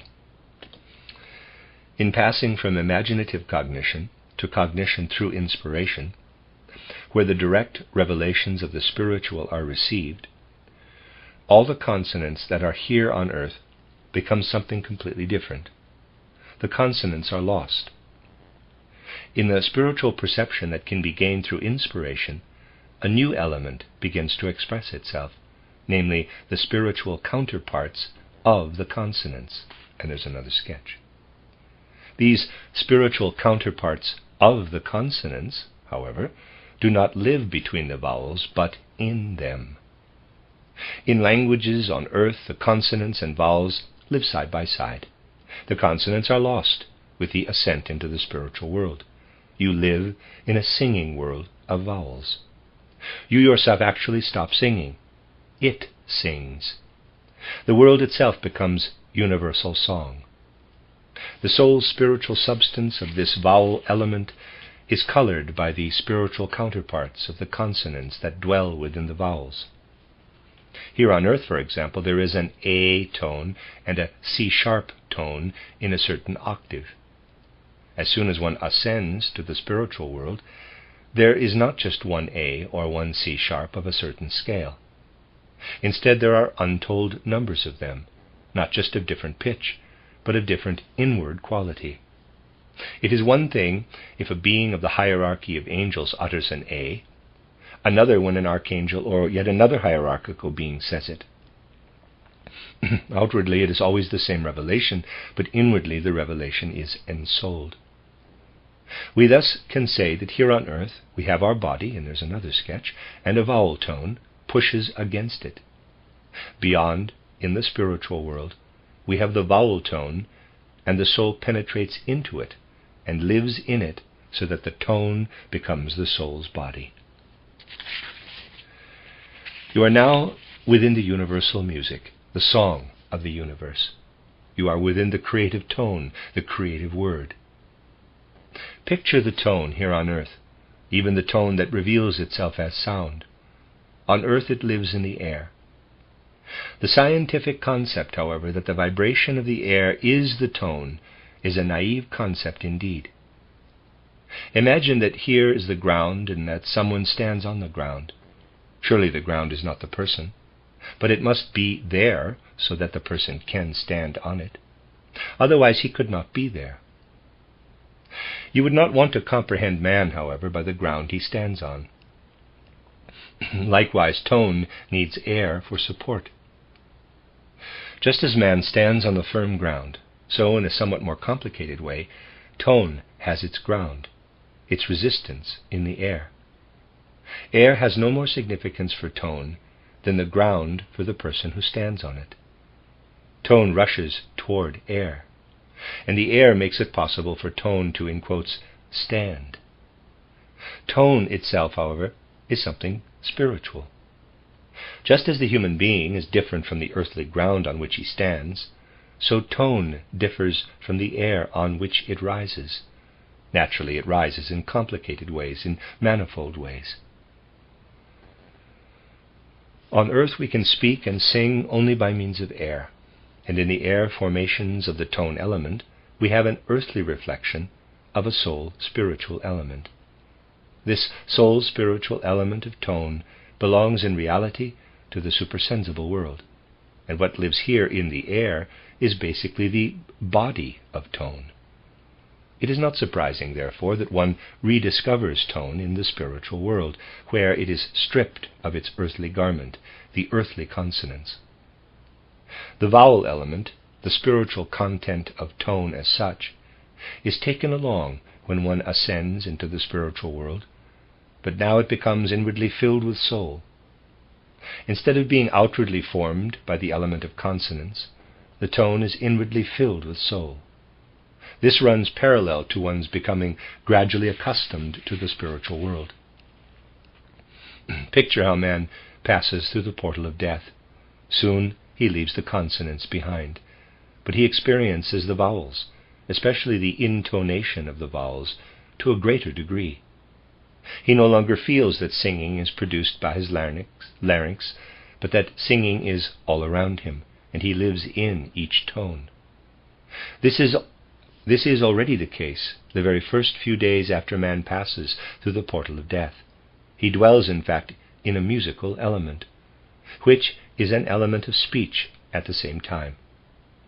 More and more of the spiritual world reveals itself in this musical element, which is becoming imbued with soul. As I have explained to you, when man has passed through the portal of death, he passes at the same time from the earthly world into the world of the stars. Though it appears that I am speaking figuratively, this description is a reality. Imagine the earth, surrounding it the planets, and beyond them the fixed stars, which are traditionally pictured for good reason as the zodiac. From earth, man views the planets and fixed stars in their reflections. We therefore say that earthly man sees them from the front. The Old Testament expresses this in a different way. When man moves away from the earth after death, he gradually begins to see the planets as well as the fixed stars from behind, as it were. He no longer sees these points or surfaces of light that are seen from the earth. Instead, he sees the corresponding spiritual beings. Everywhere he sees a world of spiritual beings. Where he looks back at Saturn, Sun, Moon, Aries, or Taurus, he sees from the other side spiritual beings. Actually, this seeing is also a hearing, and just as one can say that one sees Moon, Venus, Aries, or Taurus from the other side, from behind, so one can say that one hears the beings who have their dwelling places in these heavenly bodies resound into cosmic space. Picture this whole structure. It sounds as if I speak figuratively, but it is not so. This is a reality.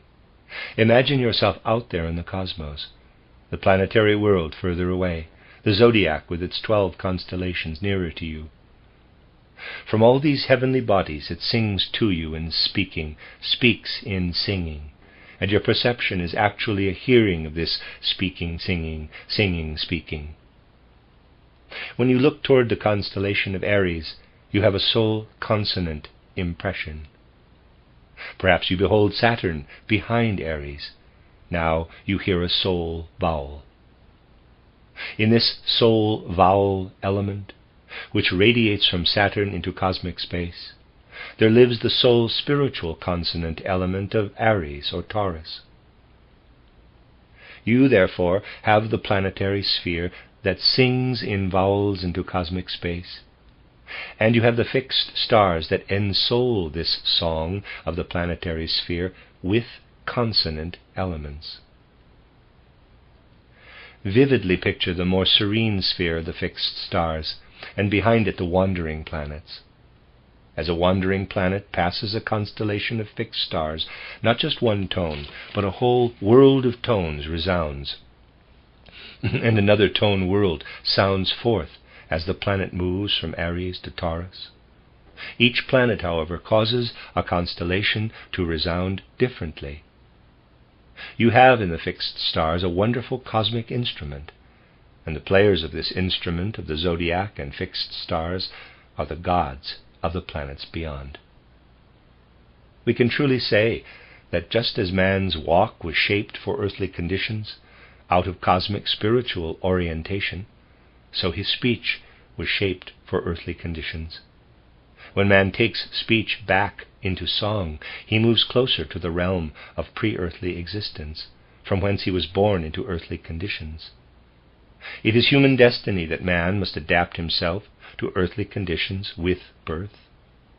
In art, however, man takes a step back. He brings the earthly affairs surrounding him to a halt. Once again he approaches the soul's spiritual element from which he emerged out of pre-earthly existence. We do not understand art if we do not sense in it the longing to experience the spiritual, at least in the revelation of beautiful appearance. Our fantasy, which gives rise to the artistic, is basically nothing but the pre-earthly force of clairvoyance.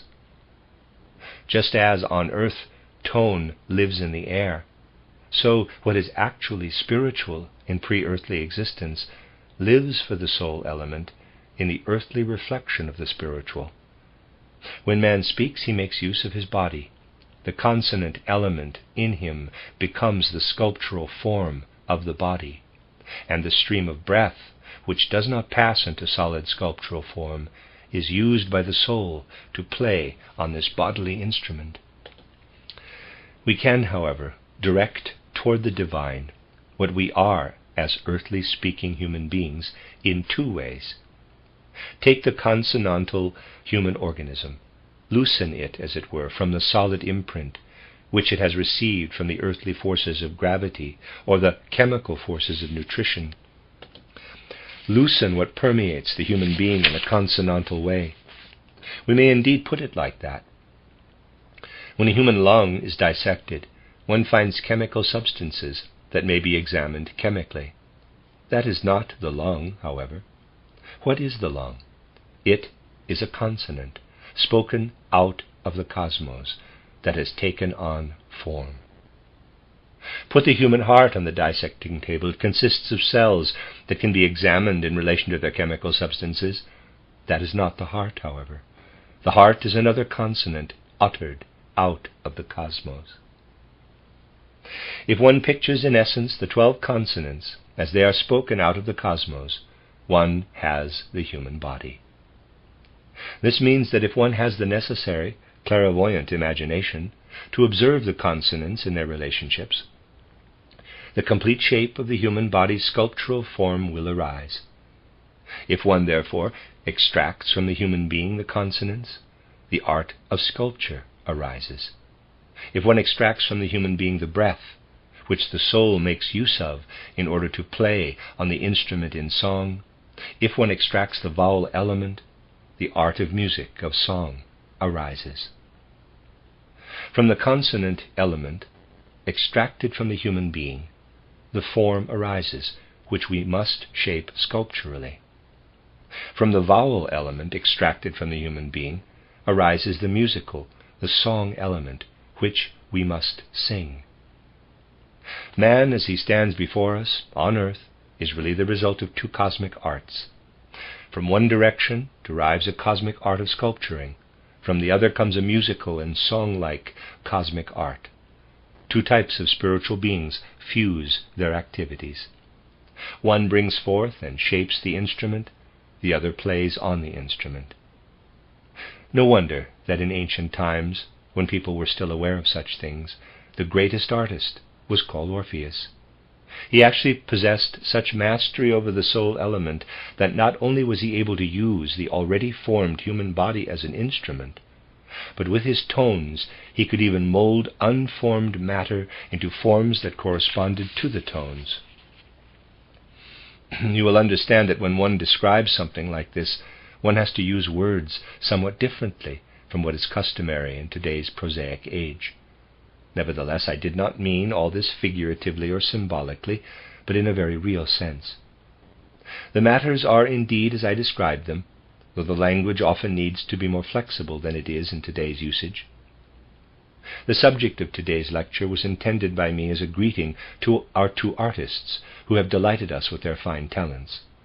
We shall attend tomorrow's concert, my dear friends, with an attitude to which will be added an anthroposophical mood of soul, something that should inform all our endeavors. The end of Lecture 4. This is a reading of a collection of lectures by Rudolf Steiner entitled The Inner Nature of Music and the Experience of Tone. This is Lecture 5, given on March 7th, 1923, in Stuttgart. Lecture 5. What we can discuss in these 2 days will naturally be fragmentary, and I shall address myself chiefly to the needs of teachers. My subject will neither deal with the aesthetics of music, nor is it intended for those who wish their enjoyment of art impaired by being told something that is supposed to add to a comprehension of this enjoyment. I would have to speak differently concerning both the aesthetics of music as conceived from today's standpoint and the mere enjoyment of it. Now I wish to create a general foundation, and tomorrow I shall go into a few things that can be of significance in preparing such a general foundation in musical instruction. We can go into more detail another time. It must be pointed out that all the concepts used in other areas of life fail the moment one is obliged to speak about the musical element. It is hardly possible to discuss the musical element in the concepts to which one is accustomed in ordinary life. The reason is simply that the musical element really does not exist in the physical world. It must first be created in the given physical world. This caused people like Goethe to consider the musical element as a kind of ideal of all forms of art. Hence Goethe said that music is entirely form and substance, and requires no other content save that within its own element. This is also why, in the age when intellectualism valiantly struggled for an understanding of music, the strange distinction was made between the content of music and the subject of an art form. Hanslick, in particular, made this distinction in his book titled The Beautiful in Music, which emerged out of the above struggle. Naturally, Hanslick ascribes a content to music, though in a one-sided manner, but he denies music a subject. Indeed, music does not have a subject that exists in the outer physical world, such as is the case with painting. Even in our age, in which intellectualism wishes to tackle everything, there is a feeling that intellectualism cannot reach the musical element, because it can deal only with something for which there are outer subjects. This explains the strange fact that nowhere in the well-meant instruction of music appreciation does tone physiology, acoustics, have anything to say about the musical element. It is widely admitted that there is a tone physiology only for sounds. There is none for tones. With the means customary, today one cannot grasp the element of music. If one does begin to speak about the musical element, it is thus necessary to avoid the ordinary concepts that otherwise we use to grasp our world. Perhaps the best way to approach what we wish to arrive at in these lectures would be to take present history as our starting point. If we compare our age with former times, we find our age characterized in a specific way in relation to the musical element. One can say that our age occupies a position between two musical feelings. One such feeling it already has, the other not yet. The feeling that our age has attained, at least to a considerable degree, is the feeling for the interval of the third. In history we can easily trace how the transition from the feeling for the fifth to the third came about in the world of musical feeling. The feeling for the third is something new. The other feeling that will come about, but as yet does not exist in our age, is the feeling for the octave. A true feeling for the octave actually has not yet developed in humanity. You will experience the difference that exists in comparison to feelings for tone up to the seventh. While the seventh is still felt in relation to the prime, an entirely different experience arises as soon as the octave appears. One cannot actually distinguish it any longer from the prime. It merges with the prime.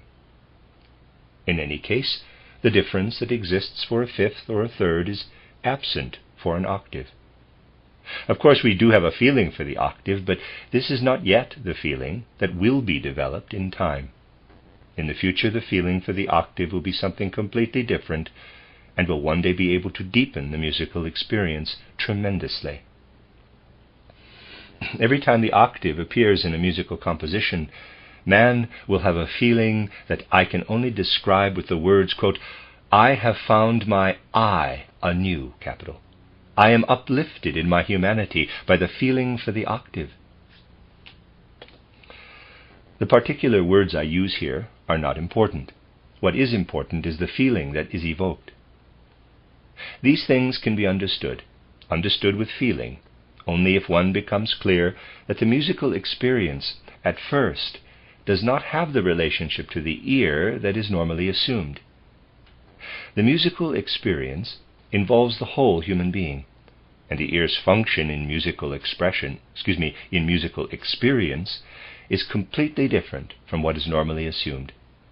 Nothing is more incorrect than the simple statement, "I hear the tone," or "I hear a melody with my ear."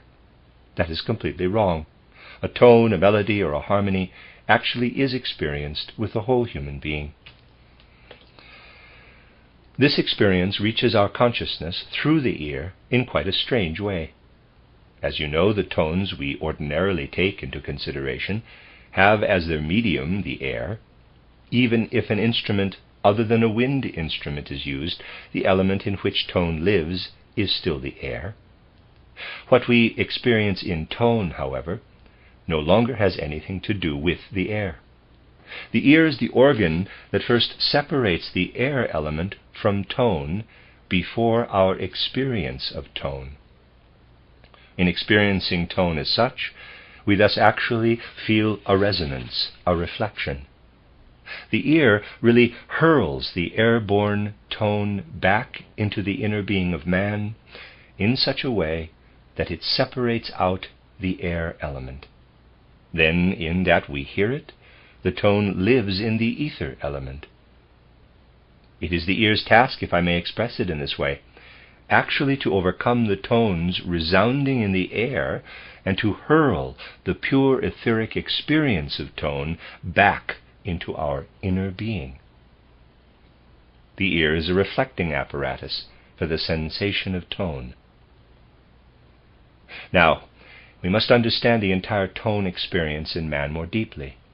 I must repeat that all concepts come into confusion in encountering the tone experience. We say so lightly that man is a threefold being: nerve sense man, rhythmic man, and metabolic limb man. For all other conditions, this is as true as can be.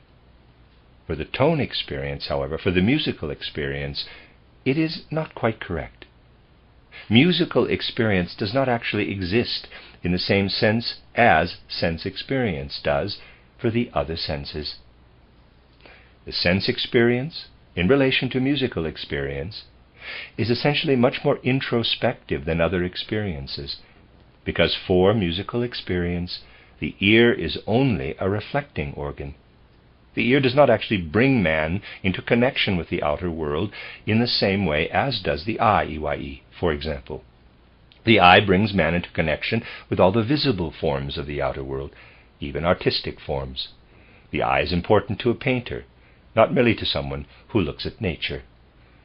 The ear is important to the musician only insofar as it is in the position of experiencing, without having a relationship to the outer world such as the eye has, for instance. For the musical element, the ear is of importance merely as a reflecting apparatus. We must actually say that regarding the musical experience, we must view the human being first of all as nerve man, because the ear is not important as a direct sense organ, but instead as transmitter to man's inner being. The ear is not a link to the outer world. The perception of instrumental music is a quite complicated process about which we shall speak later. and is of no immediate importance as a sense organ, but only as a reflecting organ. Let me read that sentence again. The ear is not a link to the outer world. The perception of instrumental music is a quite complicated process about which we will speak later, and is of no immediate importance as a sense organ, the ear, but only as a reflecting organ. Continuing further, what is important in the musical experience is that which is related to man's limb system, through which the element of music can pass into that of dance. Man's metabolic system, however, is not as important here as it is otherwise. In speaking of the musical experience, therefore, we discover a shifting of man's threefold organization, and find that we must say nerve man, rhythmic man, limb man, not metabolic limb man. Sense perceptions are ruled out as accompanying factors. They are there because man is a sense being, and his ear also has significance as a sense organ, but not the significance we must ascribe to it in other conditions of the world. The metabolism is also an accompanying factor, and does not exist in the same way as elsewhere. Metabolic phenomena appear, but they have no significance. Everything that lives in the limbs as potential for movement, however, has tremendous significance for the musical experience, since dance movements are linked with the musical experience. A great portion of the musical experience consists of one's having to restrain oneself from making movements along with the music. This points out to us that the musical experience is really an experience of the whole human being. Why is it that man today has an experience of the third? Why is he only on the way to acquiring an experience of the octave? The reason is that in human evolution, all musical experience first leads back to the ancient Atlantean time, unless we wish to go back further, which serves no purpose here. The experience of the seventh was the essential musical experience of the ancient Atlantean age.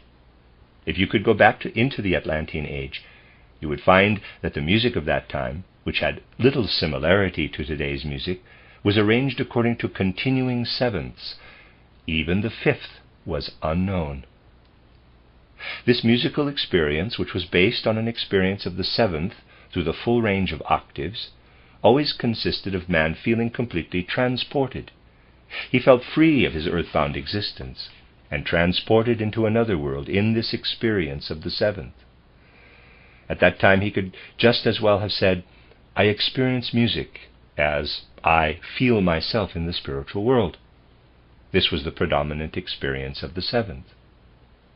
Up into the post-Atlantean age, this continued to play a great role, until it began to have an unpleasant effect. As the human being wished to incarnate more deeply into the physical body and take possession of it, the experience of the seventh became faintly painful. Man began to find the experience of the fifth more pleasant, and for a long time a scale composed according to our standards would have consisted of D, E, G, A, B, and again D and E. Let me say that again. A scale composed according to our standards would have consisted of D, E, G, A, B, and again D and E. There was no F and no C. For the early post-Atlantean epochs, the feeling for F and C is missing. Instead, the fifths throughout the tonal range of different octaves were experienced. In the course of time, the fifths began to be the pleasurable experience. All musical forms, however, in which the third and what we call C today are excluded, were permeated with a measure of this transporting quality. Such music made a person feel as if he were carried into a different element. In the music of the fifths, a human being felt lifted out of himself. The transition to the experience of the third actually can be traced back into the fourth post-Atlantean epoch, in which experiences of the fifth still predominated. To this day, experiences of the fifth are contained in native Chinese music. This transition to the experience of the third signifies at the same time that man feels music in relation to his own physical organization. For the first time, man feels that he is an earthly being when he plays music. Formerly, when he experienced fifths, he would have been inclined to say, "The angel in my being is beginning to play music. The muse in me speaks. I sing." The muse in me speaks. "I sing" was not the appropriate expression. It became possible to say this only when the experience of the third emerged, making the whole musical feeling an inward experience. The human being then felt that he himself was singing. In the age when the fifths predominated, it was impossible to color music in a subjective direction. Subjectivity only came into play in that the subjective felt transported, lifted into objectivity. Not until man could experience the third did the subjective element feel that it rested within itself. Man began to relate the feeling for his destiny in ordinary life to the musical element. Something now began to have the meaning that would have had none in the ages of the experience of the fifth, namely major and minor keys. One could not even have spoken then of a major key. Major and minor keys, this strange bond between music and human subjectivity, the actual inner life of feeling, insofar as this life of feeling is bound to the earthly corporeality, came into being only in the course of the fourth post-Atlantean epoch, and are related to the experience of the third. The difference between major and minor keys appears. The subjective soul element relates itself to the musical element. Man can color the musical element in various ways. He is in himself, then outside himself. His soul swings back and forth between self-awareness and self-surrender. Only now is the musical element drawn into the human being in a corresponding way. One thus can say that the experience of the third begins during the fourth post-Atlantean epoch, and with it the ability to express major and minor moods in music. Basically, we ourselves are still involved in this process. Only an understanding of the whole human being, one that must reach beyond ordinary concepts, can illustrate how we are involved in this process. One naturally gets into the habit of speaking in general concepts, even in anthroposophy. One thus says that man consists of physical body, etheric body, astral body, and I. One has to put it like that to begin with, in order to describe the human being in stages. But actually the matter is more complicated than one thinks. When we look at the embryonic development of earthly man, we find that preceding his descent from the spiritual world to the physical world, the human capital I descends spiritually to the astral and etheric. In penetrating the astral and etheric, the I is then able to take hold of the physical embryo, giving rise to the forces of growth and so on. Though physical forces take hold of the human embryo, they in turn have been affected by the descent of the I through the astral and etheric into the physical. In the fully developed human being living in the physical world, the I works spiritually, through the EYE, for example, directly upon the physical, at first bypassing the astral and etheric. Later, from within the human organism, the capital I connects itself again with the astral and etheric. We bring into ourselves the etheric and astral only from within out. We thus can say that the capital I lives in us in a twofold way. First, inasmuch as we have become human beings on earth, the I lives in us by having descended into the physical world in the first place. The I then builds up from the physical with the inclusion of the astral and etheric. Secondly, when we are adults, the I dwells in us by virtue of gaining influence over us through the senses or by taking hold of our astral nature. There, it gains influence over our breath, to the exclusion of the actual eye sphere of the head, where the physical body becomes the organ of the eye. Only in the movements of our limbs, if we move our limbs today, do we still have in us the same activity of nature or the world that we had within us as embryos. Everything else is added. The same activity that worked in you when you were an embryo is active today when you walk or dance. All other activities, especially the activity of the head, came about later as the downward streams of development were eliminated.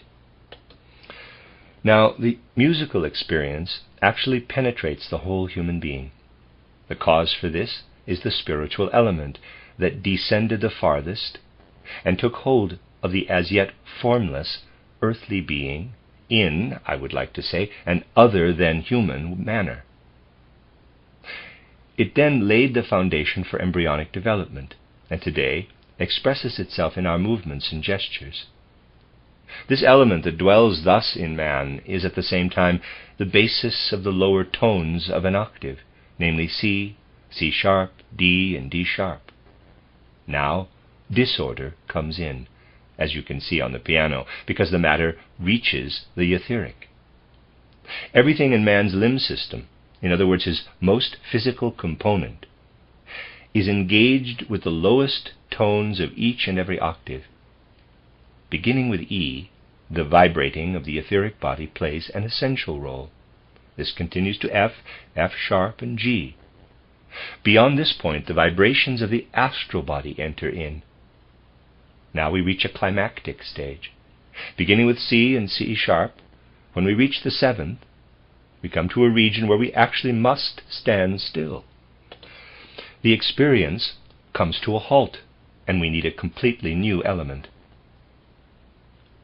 By beginning from the first tone of the octave, we have begun from the inner eye, the physical living inner eye, capital, if I may express it in this way, and we have ascended through the etheric and astral bodies to the seventh.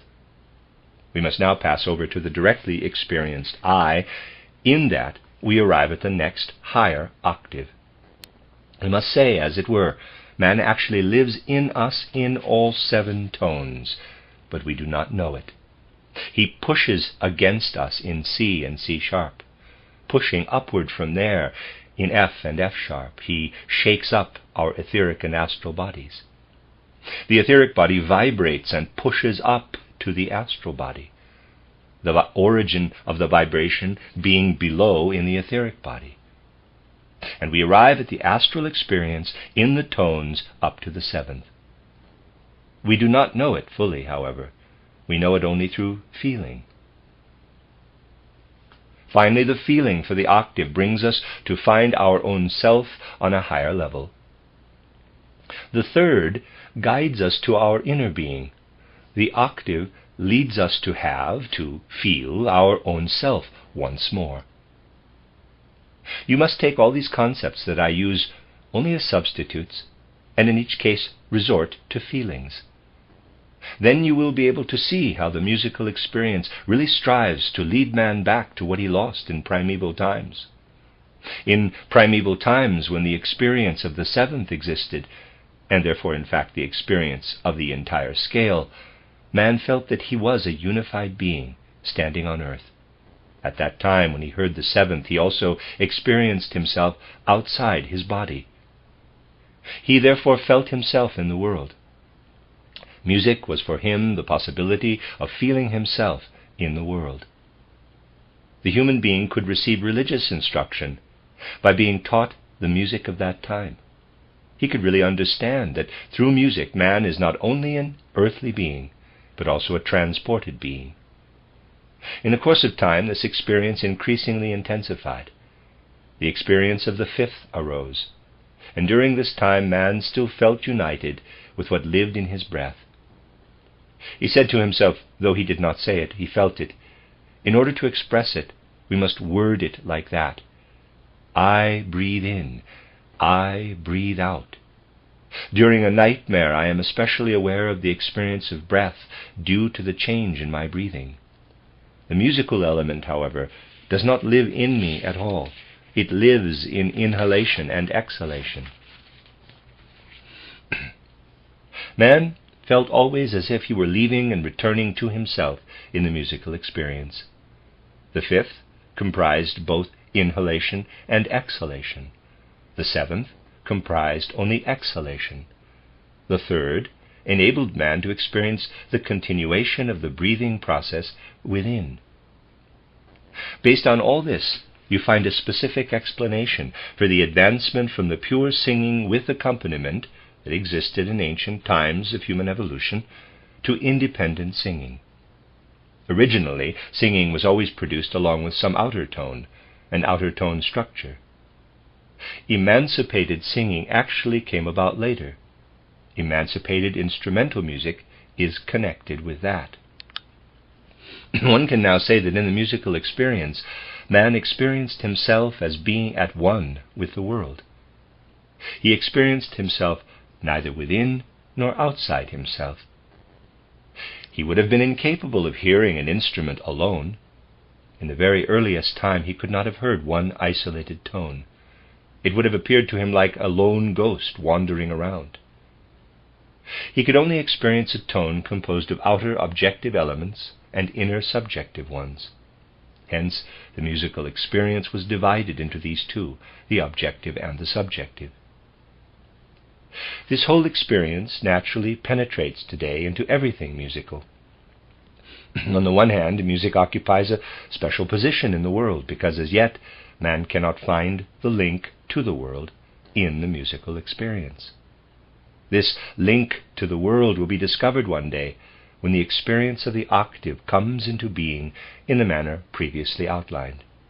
Then, musical experience will become for man proof of the existence of God, because he will experience the eye twice, once as physical inner eye, the second time as spiritual outer eye. When octaves are employed in the same manner as sevenths, fifths, and thirds, today's use of octaves does not approach this yet. It will become a new form of proving the existence of God. That is what the experience of the octave will be. People will say to themselves, when I first experience my eye as it is on earth, in the prime, and then experience it a second time, the way it is in spirit, then this is inner proof of God's existence. This is a different kind of proof, however, from that of the ancient Atlantean, which he gained through his experience of the seventh. Then all music was evidence of God's existence, but it was in no way proof of man's existence. The Great Spirit took hold of the human being and filled him inwardly the moment he participated in music. The great progress made by humanity in the musical element is that the human being is not just possessed by God, but takes hold of his own self as well. That man feels the musical scale as himself, but himself as existing in both worlds. You can imagine the tremendous profundity of which the musical element will be capable in the future. Not only will it offer man what he can experience in our ordinary musical compositions today, which have come a long way indeed, but man will be able to experience how, while listening to a musical composition, he becomes a totally different person. He will feel changed, and yet again he will feel returned to himself. The further cultivation of the musical element consists of this feeling of a widely diverse human potential. We thus can say that F has already joined the 5 old tones, D, E, G, A, and B, to the greatest possible extent, but not yet the actual C. This must still be explored in its entire significance for human feeling. All this is extraordinarily important when one is faced with the task of guiding the evolution of the human being regarding the musical element. You see, up to about the age of 9, the child does not yet possess a proper grasp of major and minor moods, though one can approach the child with them. When entering school, the child can experience major and minor moods in preparation for what is to come later, but the child is neither one nor the other. Though it is not readily admitted, the child essentially dwells in moods of fifths. Naturally, one can resort in school to examples already containing thirds, but if one really wishes to reach the child, musical appreciation must be based on the appreciation of fifths. This is what is important. One does the child a great kindness if one confronts it with major and minor musical modes, as well as an appreciation for the whole third complex sometime after the age of 9, when the child asks important questions of us. One of the most significant questions concerns the urge for living together with the major and minor third. This is something that appears between ages 9 and 10, and that should be specifically cultivated. As far as is possible within present-day limits of music, it is also necessary to try to promote appreciation of the octave at around age 12. What must be offered the child in the way of music thus will be adapted once again to the various ages. It is tremendously important to be clear that music fundamentally lives only inwardly in man, namely in the etheric body. Regarding the lowest tones of the scale, the physical body is naturally taken along too. The physical body, however, must push upward into the etheric body, which in turn pushes upon the astral body. The eye, finally, can barely be touched. While we always dwell within our brains with our crude and clumsy concepts regarding the rest of the world, we leave the musical element the instant we develop concepts about it. This is because the unfolding of concepts takes place on a level above that of the musical realm. We must leave music behind when we think, because tone begins to develop shades within itself. Prosaic science would say that it exhibits a particular number of vibrations and is no longer experienced as tone.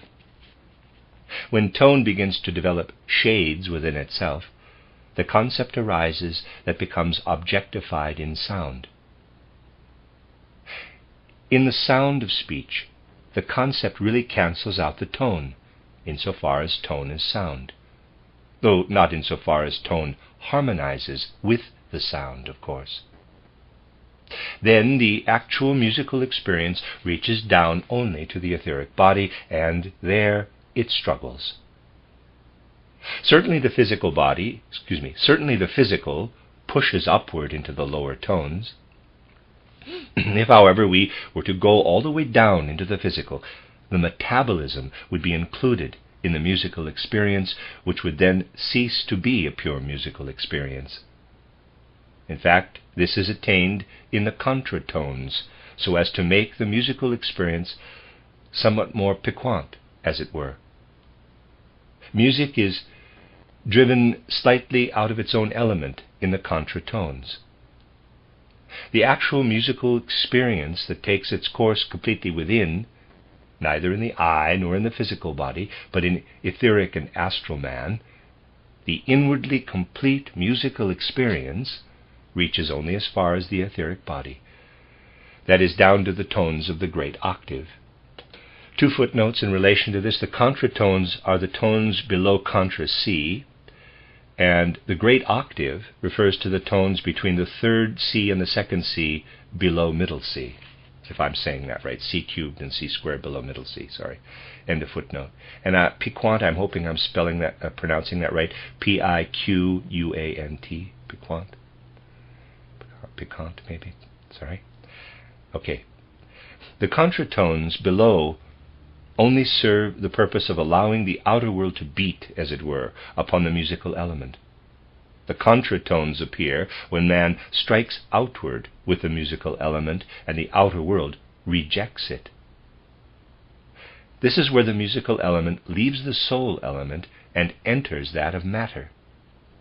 When we descend to the contratones, our soul reaches down into the element of matter, and we experience how matter strives to become musically ensouled. This is what the position of contratones in music basically signifies. All this leads us to say that only a truly irrational understanding, an understanding of the human being beyond the rational, will permit us to grasp the musical element in a feeling way and to acquaint the human being with it. We shall continue in more detail tomorrow. The end of Lecture 5. This is a reading of a collection of lectures by Rudolf Steiner entitled The Inner Nature of Music and the Experience of Tone. This is Lecture 6, given on March 8, 1923 in Stuttgart. Lecture 6. Though they are quite fragmentary and incomplete, and must be elaborated further at the next opportunity, I wish to emphasize again that yesterday's lecture and today's are intended to give teachers in school what they need as background for their instruction. Yesterday I spoke, on the one hand, of the role that the interval of the fifth plays in musical experience, and on the other hand, of the roles played by the third and the seventh. You have been able to gather from this description that music progresses in fifths, You've been able to gather from this description that music progressing in fifths is still connected with a musical experience in which the human being is actually brought out of himself. With the feeling for the fifth, man actually feels transported. This becomes more obvious if we take the scales through the range of 7 octaves, from the contratones up to the tones above C, and consider that it is possible for the fifth to occur 12 times within these 7 scales.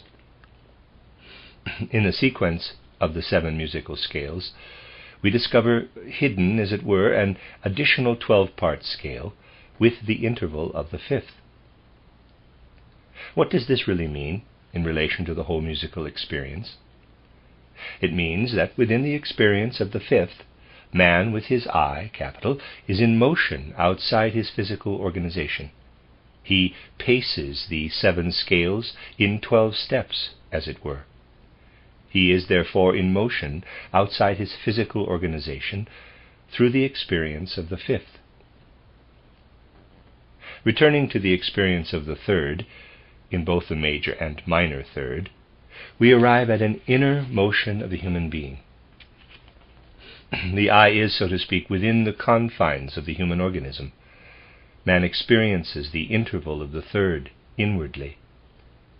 In the transition from a third to a fifth, though there is much in between with which we are not concerned here, man in fact experiences the transition from inner to outer experience. One therefore can say that in the case of the experience of the third, the mood is one of consolidation of the inner being, of man's becoming aware of the human being within himself. The experience of the fifth brings awareness of man within the divine world order. The experience of the fifth is, as it were, an expansion into the vast universe, while the experience of the third is a return of the human being into the structure of his own organization. In between lies the experience of the fourth. The experience of the fourth is perhaps one of the most interesting for one who wishes to penetrate the secrets of the musical element. This is not because the experience of the fourth in itself is the most interesting, but because it arises at the dividing line between the experience of the fifth of the outer world and the experience of the third in man's inner being. The experience of the fourth lies right at the boundary, as it were, of the human organism. The human being, however, senses not the outer world, but the spiritual world in the fourth. He beholds himself from outside, as it were, to borrow an expression referring to vision for an experience that has to do with hearing. Though man is not conscious of it, the sensation he experiences with the fourth is based on feeling that man himself is among the gods. While he has forgotten his own self in the experience of the fifth, in order to be among the gods, in the experience of the fourth he need not forget his own being in order to be among the gods. With the experience of the fourth, man moves about, as it were, in the divine world. He stands precisely at the border of his humanness, retaining it, yet viewing it from the other side. The experience of the fifth as spiritual experience was the first to be lost to humanity. Modern man does not have the experience of the fifth that still existed, let us say, 400 to 500 years before our era.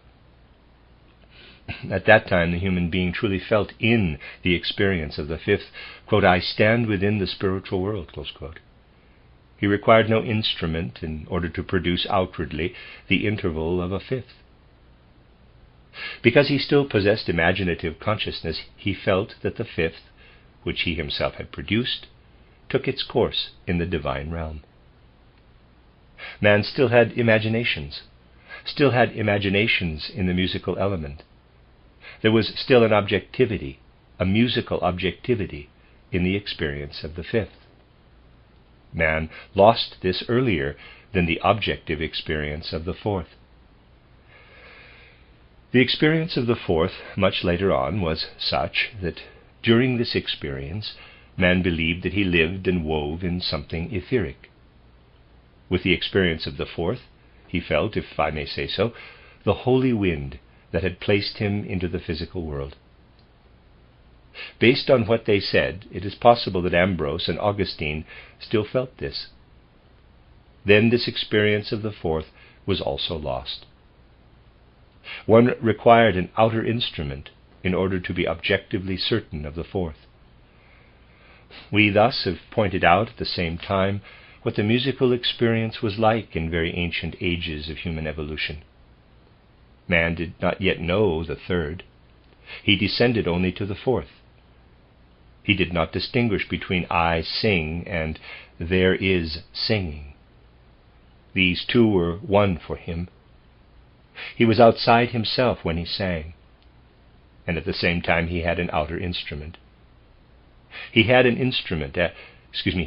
impression, an imagination, as it were, of a wind instrument or of a string instrument. Musical instruments appeared to man at first as imaginations.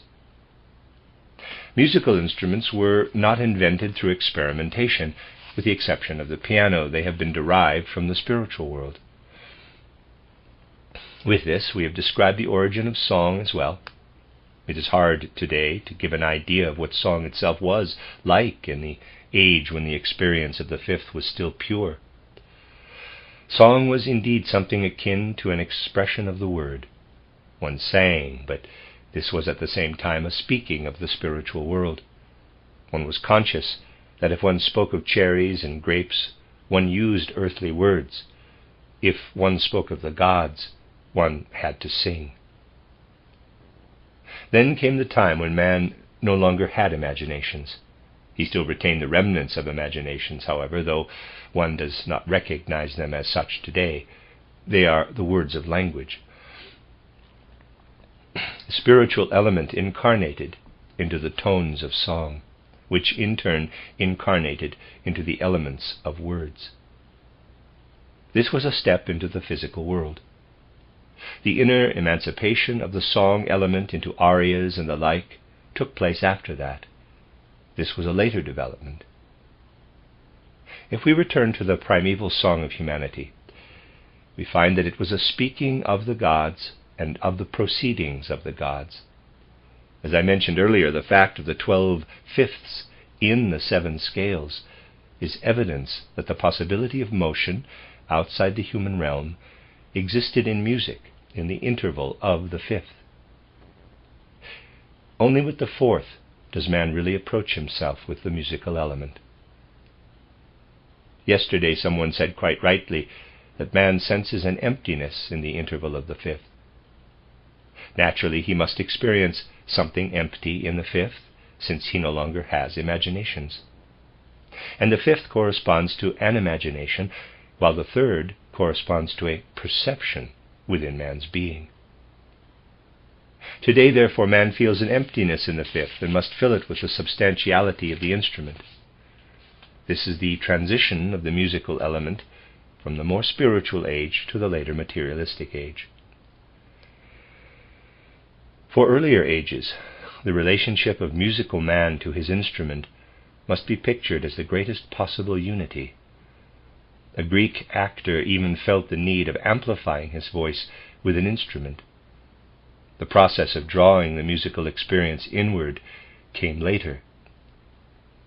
Formerly, man felt that in relation to music he carried a certain circle of tones within himself that reached downward, excluding the realm of tones below the contra C. Upward it did not reach the tones beyond C, but was a closed circle.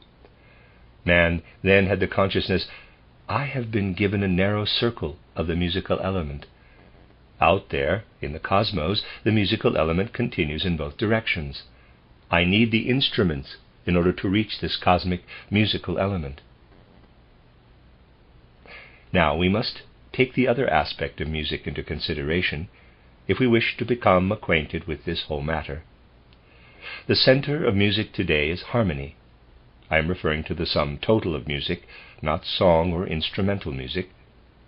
The element of harmony takes hold directly of human feeling. What is expressed in harmonies is experienced by human feeling. Now, feeling is actually the center of the total human experience. On one side, feeling passes over into willing. On the other side, feeling passes into thinking.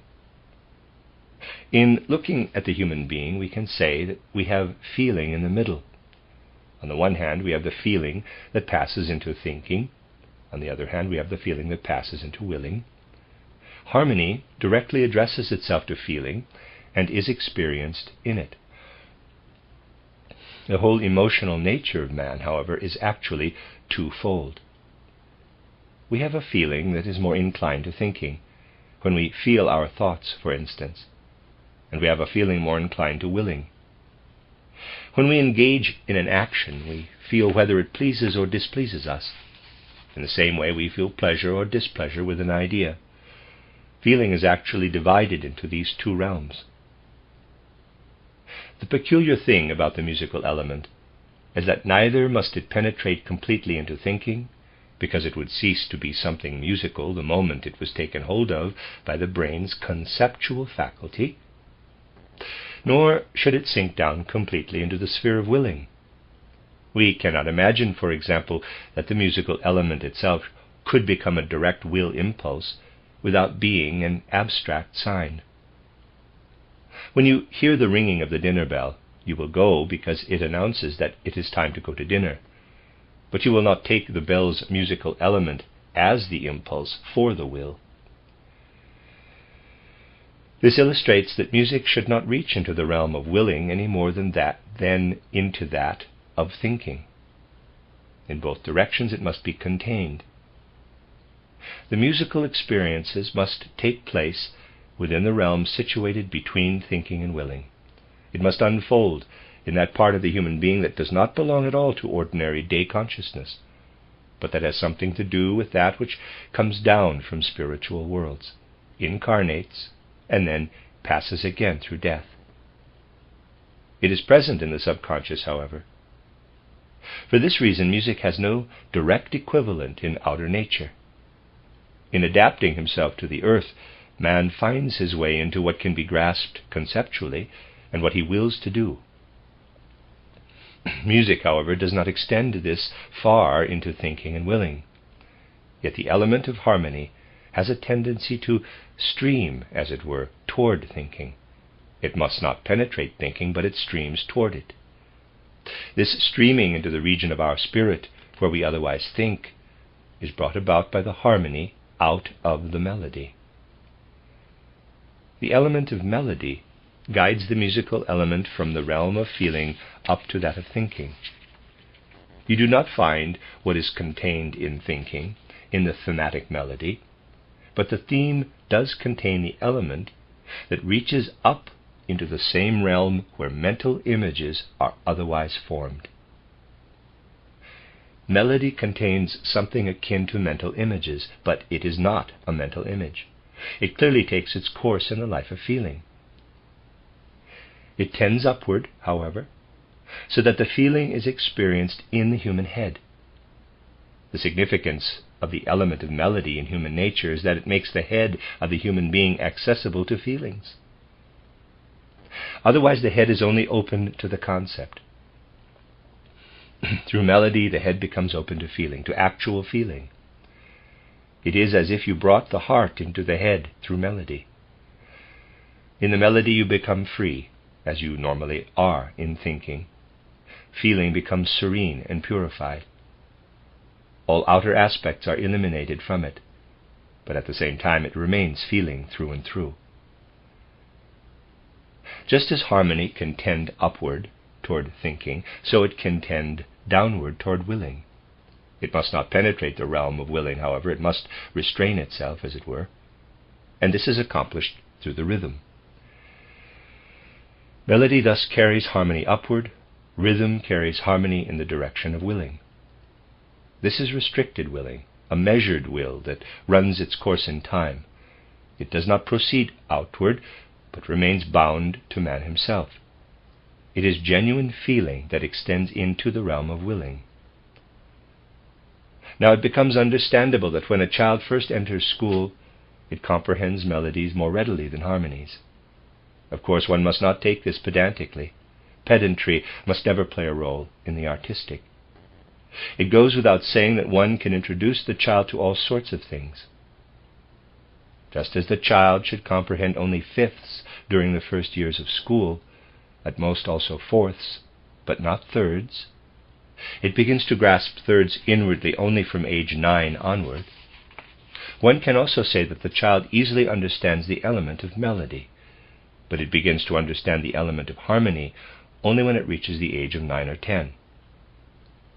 Naturally, the child already understands the tone, but the actual element of harmony can be cultivated in the child only after the above age has been reached. The rhythmic element, on the other hand, assumes the greatest variety of forms. The child will comprehend a certain inner rhythm while it is still very young. Aside from this instinctively experienced rhythm, however, the child should not be troubled until after it is 9 years old with the rhythm that is experienced, for example, in the elements of instrumental music. Only then should the child's attention be called to these things. In the sphere of music, too, the age levels can indicate what needs to be done. These age levels are approximately the same as those found elsewhere in Waldorf education. Taking a closer look at rhythm, we see that since the rhythmic element is related to the nature of will, man must inwardly activate his will when he wishes to experience music. It is the rhythmic element that kindles music in the first place. Regardless of man's relationship to rhythm, all rhythm is based on the mysterious connection between pulse and breath, the ratio of 18 breaths per minute to an average of 72 pulse beats per minute. This ratio of 1 to 4 naturally can be modified in any number of ways. It can also be individualized. Each person has his own experience regarding rhythm. Since these experiences are approximately the same, however, people understand each other in reference to rhythm. All rhythmic experience bases itself on the mysterious relationship between breathing and the heartbeat, the circulation of the blood. One thus can say that while the melody is carried from the heart to the head on the stream of breath, and therefore in an outer slackening of the inner creation of quality, let me read that again. One thus can say that while the melody is carried from the heart to the head on the stream of breath, and therefore in an outer slackening and inner creation of quality, the rhythm is carried on the waves of the blood circulation from the heart to the limbs, and in the limbs it is arrested as willing. From this you can see how the musical element really pervades the whole human being. Picture the whole human being who experiences the musical element as a human spirit. The ability to experience the element of melody gives you the head of this spirit. The ability to experience the element of harmony gives you the chest, the central organ of the spirit. And the ability to experience rhythm gives you the limbs of the spirit. What have I described for you here? I have described the human etheric body. If only you depict the whole musical experience, and if you do this correctly, you actually have before you the human etheric body. It is just that instead of head we say melody, instead of rhythmic man, because it is lifted upward, we say harmony. And instead of limb man, we cannot say here metabolic man, we say rhythm. We have the entire human being etherically before us. The musical experience is nothing else than this. The human being really experiences himself as etheric body in the experience of the fourth. But a kind of summation forms within him. The experience of the fourth contains a touch of melody, a touch of harmony, a touch of rhythm, but all interwoven in such a way they are no longer distinguishable. The entire human being is experienced spiritually at the threshold, in the experience of the fourth. One experiences the etheric human being. If today's music were not a part of the materialistic age, if all that man experiences today did not contaminate the musical element, then, based on what man possesses today in the musical element, which in itself has attained world historical heights, he could not but be an anthroposophist.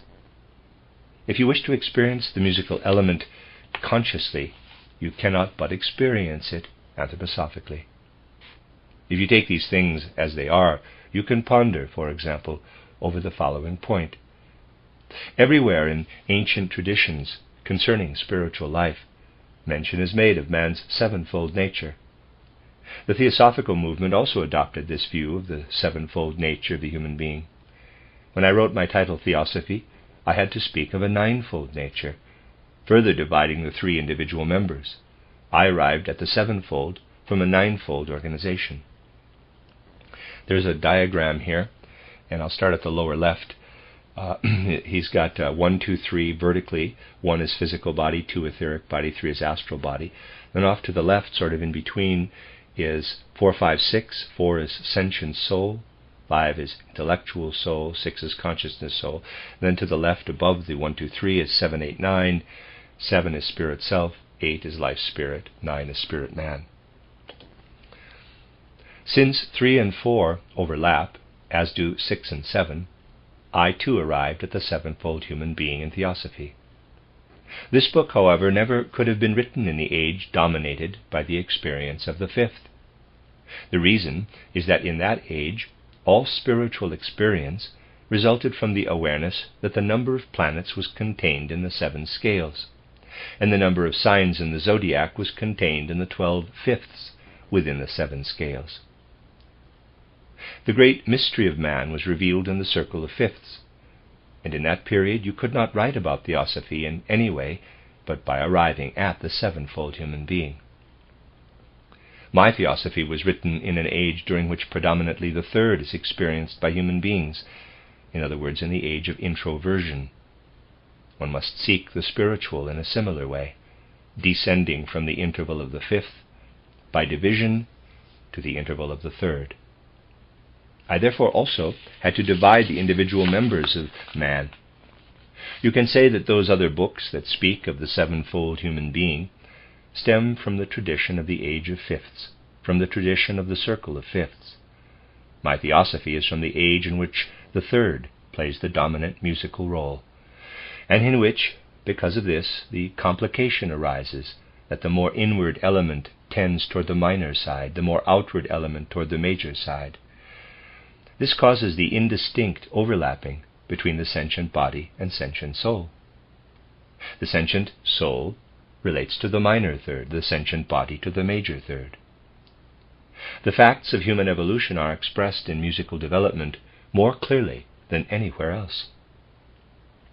As I already told you yesterday, however, one must forego concepts. Abstract conceptualizing will get you nowhere here. When it comes to acoustics or tone physiology, there is nothing to be gained. Acoustics has no significance, except for physics. A tone physiology that would have significance for music itself does not exist. If one wishes to comprehend the musical element, one must enter into the spiritual. You see how the interval of the fourth is situated between the fifth and the third. Man feels transported in the fifth. In the third he feels himself within himself. In the fourth he is on the border between himself and the world. Yesterday I told you that the seventh was the dominant interval for the Atlanteans. They had only intervals of the seventh, though they did not have the same feeling as we have today. When they made music, they were transported completely beyond themselves. They were within the great, all-pervading spirituality of the universe in an absolute motion. They were being moved. This motion was still contained in the experience of the fifth as well. Again, the sixth is in between. From this we realize that man experiences these three steps, the seventh, the sixth, and the fifth, in a transported condition. He enters into his own being in the fourth. He dwells within himself in the third. Only in the future will man experience the octave's full musical significance. A bold experience of the second has not yet been attained by him today. These are matters that lie in the future. When man's inner life intensifies, he will experience the second. And finally, he will be sensitive to the single tone. I do not know whether some of you will recall that I once said during a question and answer session in Dornach that the single tone will be experienced as something that is musically differentiated, that already musical differentiation resides within the single tone. If you focus on what is said here, you will grasp better the forms that appear in our tone eurythmy. You will also grasp something else. You will, for example, grasp the reason that out of instinct the feeling will arise to interpret the lower segments of the octave, the prime, second, and third, by backward movements, and in the case of the upper tones, the fifth, sixth, and seventh, by forward movements. These are more or less the forms that can be used as stereotypical forms, as typical forms. In the case of the forms that have been developed for individual musical compositions, you will be able to sense that these forms express the experience of the fourth or the fifth. And there's a picture of some of these. In eurythmy, it is necessary that this part here, the descent of harmony through rhythm into willing, finds emphatic expression in form. The individual intervals thus are contained in the forms as such, executed by the eurythmist. Then, however, that which passes from the intervals into rhythm must be experienced fully by the performer in these forms, and quite by itself the instinct will arise to make as small a movement as possible without standing still in the case of the fourth. You see, the fourth is in fact a real perceiving, but a perceiving from the other side. It would be as if the I, EYE, in perceiving itself, would have to look back upon itself. This, then, is the experience of the fourth, gained from the soul.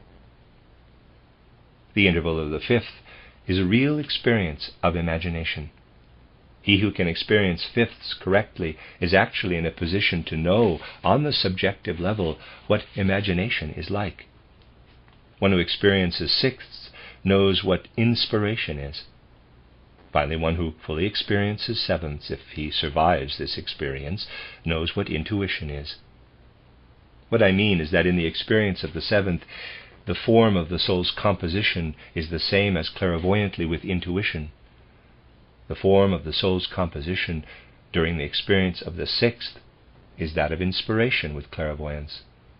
The experience of the fifth is a real imaginative experience. The same composition of soul need only be filled with vision. Such a composition of soul is definitely present in the case of music. This is why you hear everywhere that in the older mystery schools and remaining mystery traditions, clairvoyant cognition is also called a musical cognition, a spiritual musical cognition. Though people today no longer know why, the mysteries refer to the existence of two kinds of cognition, ordinary bodily intellectual cognition and spiritual cognition, which is in fact a musical cognition, a cognition living in the musical element. It would not actually be so difficult to popularize the understanding of the threefold human being if only people today were conscious of their musical experiences. Certainly, to some extent, people do have sensitivity for music, but as human beings, they are not really within the experience of the musical element. They actually stand alongside it. the experience of the musical element is as yet quite limited. If it were really to become alive in man, he would feel, my etheric head is in the element of melody, and the physical has fallen away. Here I have one aspect of the human organization. The element of harmony contains the center of my etheric system. Again, the physical has fallen away. Then we reach the next octave. Again, in the limb system, it is obvious and goes without saying. I find the element that appears as the rhythmic element of music. How indeed does the musical evolution of man proceed? It begins with the experience of the spiritual, the actual presence of the spiritual in tone, in the musical tone structure. The spiritual fades away. Man retains the tone structure. Later he links it with the word, which is a remnant of the spiritual. And what he had earlier as imaginations, namely the instruments, he fashions here in the physical, out of physical substance, as his musical instruments. To the extent that they arouse the musical mood, the instruments are all derived from the spiritual world. When he built physical musical instruments, man simply filled the empty spaces that remained after he no longer beheld the spiritual. Into those spaces he put the physical instruments. It is correct to say that in music, more than anywhere else, one can see how the transition to the materialistic age proceeds. In the place where musical instruments resound today, spiritual entities stood formerly. They are gone. They have disappeared from the ancient clairvoyance. If man wishes to take objective hold of the musical element, however, he needs something that does not exist in outer nature. Outer nature offers him no equivalent to the musical element. Therefore he requires musical instruments.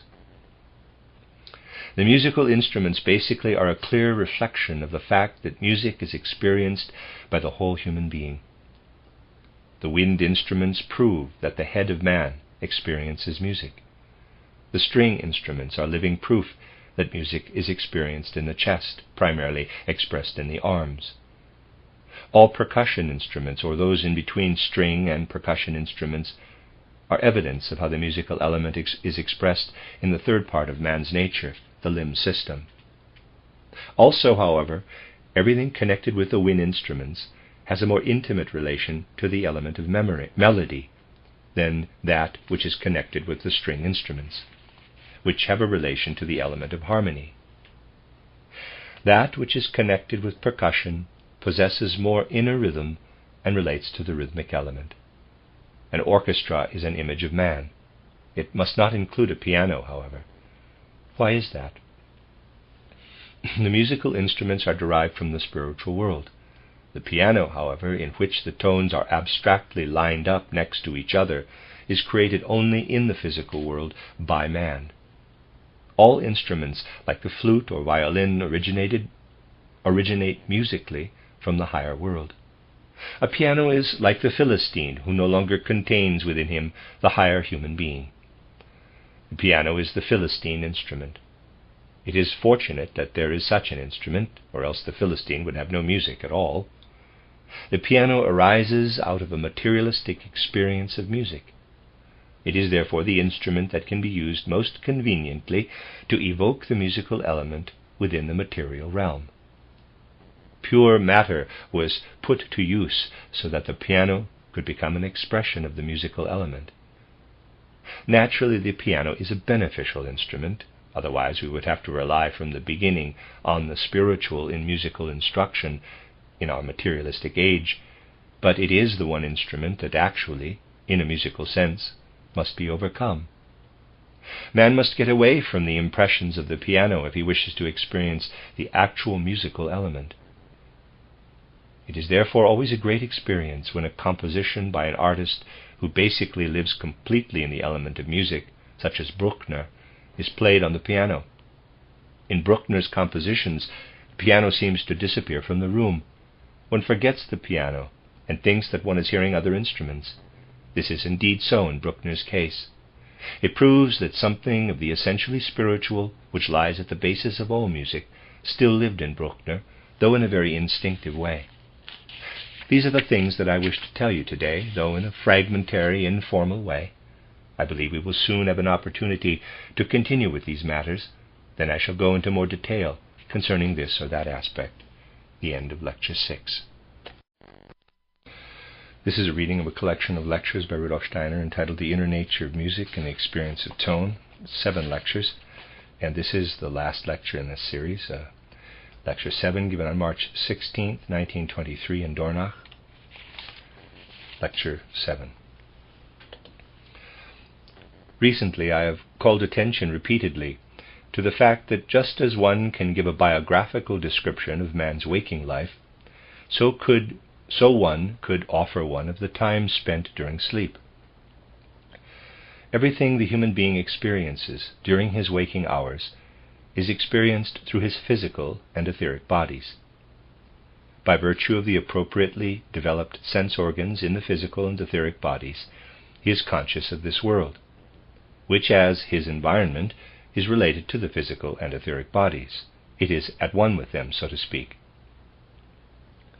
Since man, at his present level of evolution, has not similarly developed soul-spiritual organs in his astral body and capital I, that would serve as supersensible sense organs, to coin a paradoxical expression, he cannot bring his consciousness into what he experiences between falling asleep and awakening.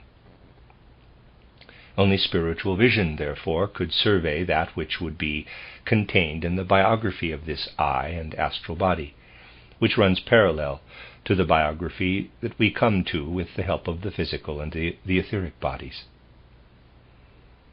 If one speaks of man's waking experiences, they necessarily include what, together with him and caused by him, takes place in his physical etheric environment. One therefore must speak of a physical etheric environment or world in which man exists during his waking life. Likewise, man is in another world during sleep. This world, however, is totally different from the physical etheric world. Just as the physical world is our environment when we are awake, so supersensible vision is in a position to speak of a world that surrounds us similarly when we sleep. In this lecture we shall bring before our souls some of the aspects that can illuminate that world. The basic elements for it are described in my book titled An Outline of Occult Science, also called An Outline of Esoteric Science. There you find described in a certain way, though in a sketchy form, how the realms of the physical, etheric world, the mineral, plant, animal, and human realms, continue upward into the realms of the higher hierarchies. We shall now take a closer look at this. When in the waking state we turn our eyes or other sense organs in the direction of our physical etheric environment, we perceive the 3 or 4 realms of nature, namely the mineral, plant, animal, and human realms.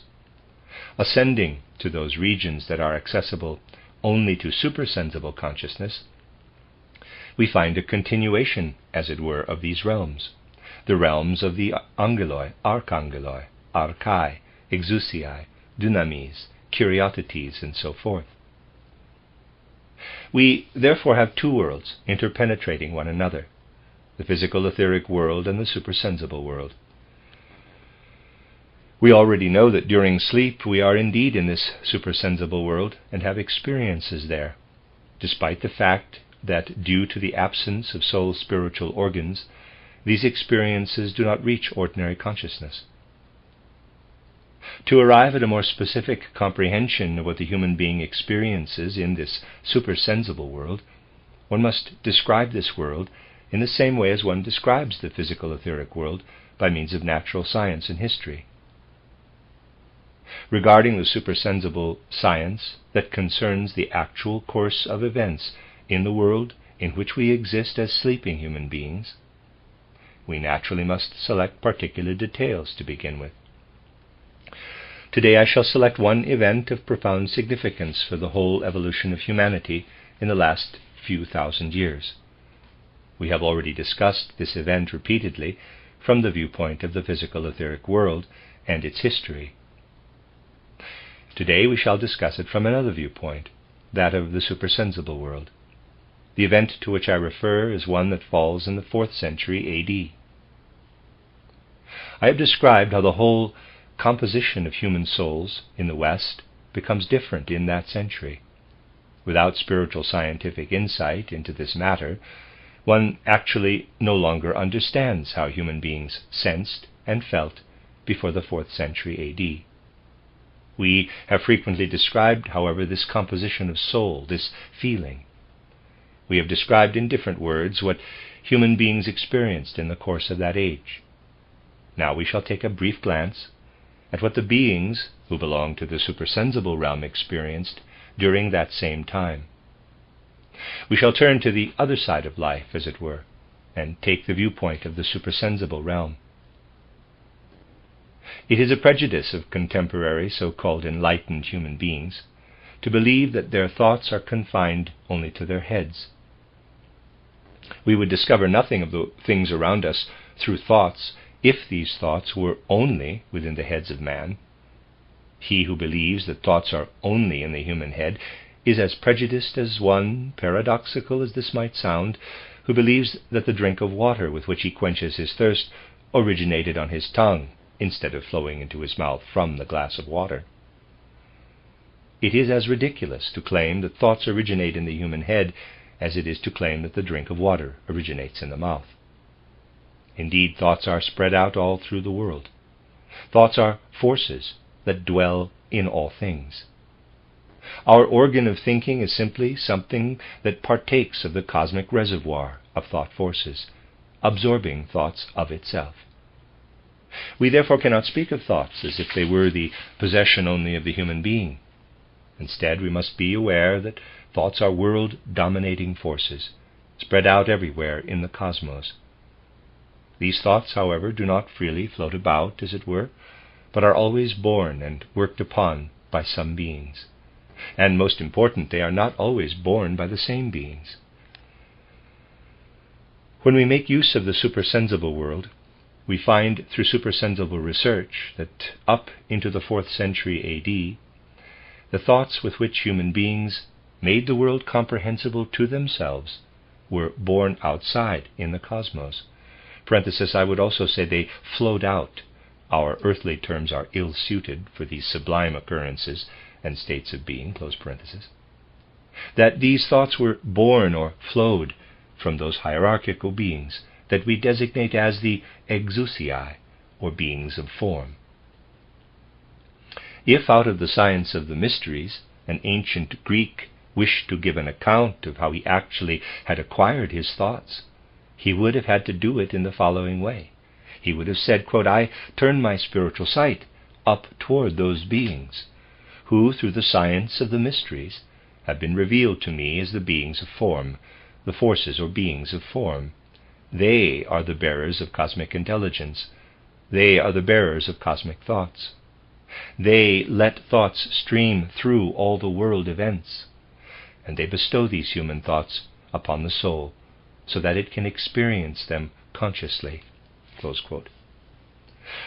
A person who through a special initiation had gained access to the supersensible world in those ancient Greek times, and had come to experience and to hold these form beings, would, in order to form a correct picture, a true imagination of them, have had to attribute to them the thoughts that stream and radiate through the world. As an ancient Greek, he beheld how from their limbs, as it were, these form beings let stream forth radiant thought forces, which then entered the world processes, and there continued to be effective as the world creative powers of intelligence. He thus could say that in the cosmos, the universe, the exousiae, the forces of form, have the task of pouring thoughts into all the world processes. A material science describes human deeds by noting what people do individually or together. In focusing on the activity of the form forces of that particular age, a supersensible science would have to describe how these supersensible beings let the thought forces stream from one to the other, how they received them from one another, and how in this streaming and receiving the world processes are incorporated that appear outwardly to man as natural phenomena. The evolution of humanity now approached the 4th century A.D. In the supersensible world, thought brought about an extremely significant event. Namely, the exousiae, the forces or beings of form, gave their thought forces up to the archai, to the primal forces or primal beginnings. The primal beginnings, or archai, took over the task formerly executed by the exousiae. Such things happen in the supersensible world. This was a particularly sublime and significant cosmic event. From that time on, the exousiae, the form beings, retained only the task of regulating the outer sense perceptions, therefore ruling with particular cosmic forces over everything existing in the world of colors, tones, and so forth. Concerning the age that now dawned after the 4th century A.D., a person who can discern these matters must say that he beholds how the world-dominating thoughts are passed on to the archai, the primal beginnings. How what eyes see and what ears hear, the manifold world phenomena engaged in perpetual metamorphosis, are the tapestry woven by the exousiae. They formerly bestowed the thoughts on human beings. They now give human beings their sense impressions, while the primal beginnings bestow the thoughts on human beings. This fact of the supersensible world was mirrored below in the sense world. In the ancient age in which lived the Greek, for example, thoughts were objectively perceived in all things. Just as today we believe that we perceive the color red or blue streaming forth from an object, so the ancient Greek found not only that he grasped the thought with his brain, but that the thought streamed forth out of the things, just as red or blue streams forth. In my book titled The Riddles of Philosophy, I have described the human side, so to speak, of the matter, how this important process of the supersensible world is reflected in the physical sensible world. There I employed philosophical expressions, because philosophical terminology is a language for the material world. When one discusses the matter from the viewpoint of the supersensible world, however, one must speak of the supersensible fact that the task of the exousiae passed on to the archai. Such things are prepared in humanity through whole epochs of time, and are connected with fundamental changes in human souls. I said that this supersensible event took place in the 4th century A.D., but this is only an approximation, a mean point in time, as it were. This transference of a spiritual task took place over a long period of time. It had been prepared already in pre-Christian times and was completed only in the 12th, 13th, and 14th centuries A.D. The 4th century is just the mean century, which is mentioned so as to pinpoint something definite in the historical development of humanity. This is also the point of time in humanity's evolution when the view of the supersensible world began to vanish completely for man. The consciousness of the soul ceased to see supersensibly, to perceive, because this human soul surrendered itself to the earth. You perhaps will understand this more clearly if we shed light on it from yet another angle. What is really implied here? What am I trying to point out so intensely? It is the fact that human beings feel themselves more and more in their individuality. As the world of thoughts passes from the form beings to the primal beginnings, from the exousiae to the archai, man increasingly senses the thoughts in his own being, because the archai live one level nearer man than the exousiae. Now when man begins to see supersensibly, he has the following impression. He realizes that this is the world that he perceives as the sense world, and there's a diagram. One side is turned toward his senses, the other is already hidden from the senses. Ordinary consciousness knows nothing of the relationships that are to be considered here. Supersensible consciousness, on the other hand, has the impression that between man and the sense impressions there are the angeloi, archangeloi, and archai. They are really on this side of the sense world. Though one does not see them with ordinary eyes, they actually are situated between man and the whole tapestry of sense impressions. The exousiae dynamis and quietudes are actually located beyond this realm. They are concealed by the tapestry of sense impressions.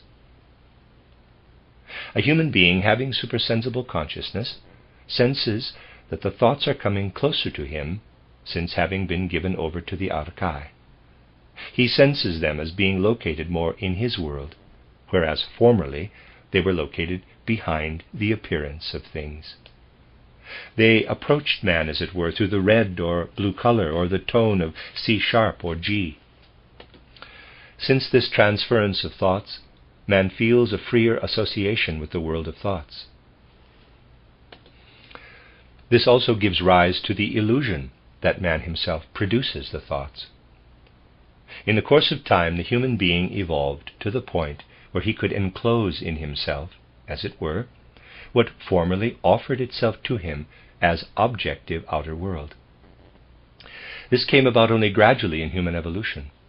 Going back into the distant past of human evolution, to the ancient Atlantean time preceding the Atlantean catastrophe, picture to yourself the human configuration at that time, as described in my books An Outline of Occult Science or Cosmic Memory. As you know, human beings of that time were formed completely differently. The substance of their bodies was more delicate than it became later in the post-Atlantean age. For this reason, the soul element also stood in a different relationship to the world. All this is described in the above books. And these Atlanteans experienced the world completely differently. I just wish to point out one aspect of their particular kind of experience. Atlanteans could not yet experience musical intervals of thirds, not even fifths. Their musical experience really began with feeling the sevenths. They then felt further intervals, of which the seventh was the smallest. They missed hearing thirds and fifths. These intervals did not exist for Atlanteans. The experience of tone structure was completely different, and the soul had a completely different relationship to the tone structure. One who lives musically only in sevenths, with no intervals in between, as naturally as did the Atlanteans, does not even perceive the musical element as something that occurs around or within him. The moment he perceives the musical element, he feels transported out of his body into the cosmos. This was the case with the Atlanteans. Their musical experience converged with a direct religious experience. Their experience of the seventh did not make them feel that they themselves had something to do with the appearance of the interval of the seventh. Instead, they sensed how the gods, who pervaded and wove through the world, revealed themselves in sevenths. The statement, "I make music," would have made no sense to them. The only meaningful thing for them to say was, "I live in music made by the gods." In a much diminished form, this musical experience still existed in the post-Atlantean age, during the period when people lived mainly in the interval of the fifth. This must not be compared to man's present-day feeling for the fifth. Today, the fifth gives man an impression of being something external that lacks content. Man experiences something empty in the fifth, though in a positive sense of the word empty. The fifth has become empty because the gods have withdrawn from human beings. Still in the post-Atlantean age, too, man experienced, in the interval of the fifth, that the gods actually lived in these fifths. Only later, when the third appeared in the musical element, both major and minor thirds, the musical element submerged itself, as it were, into human feeling.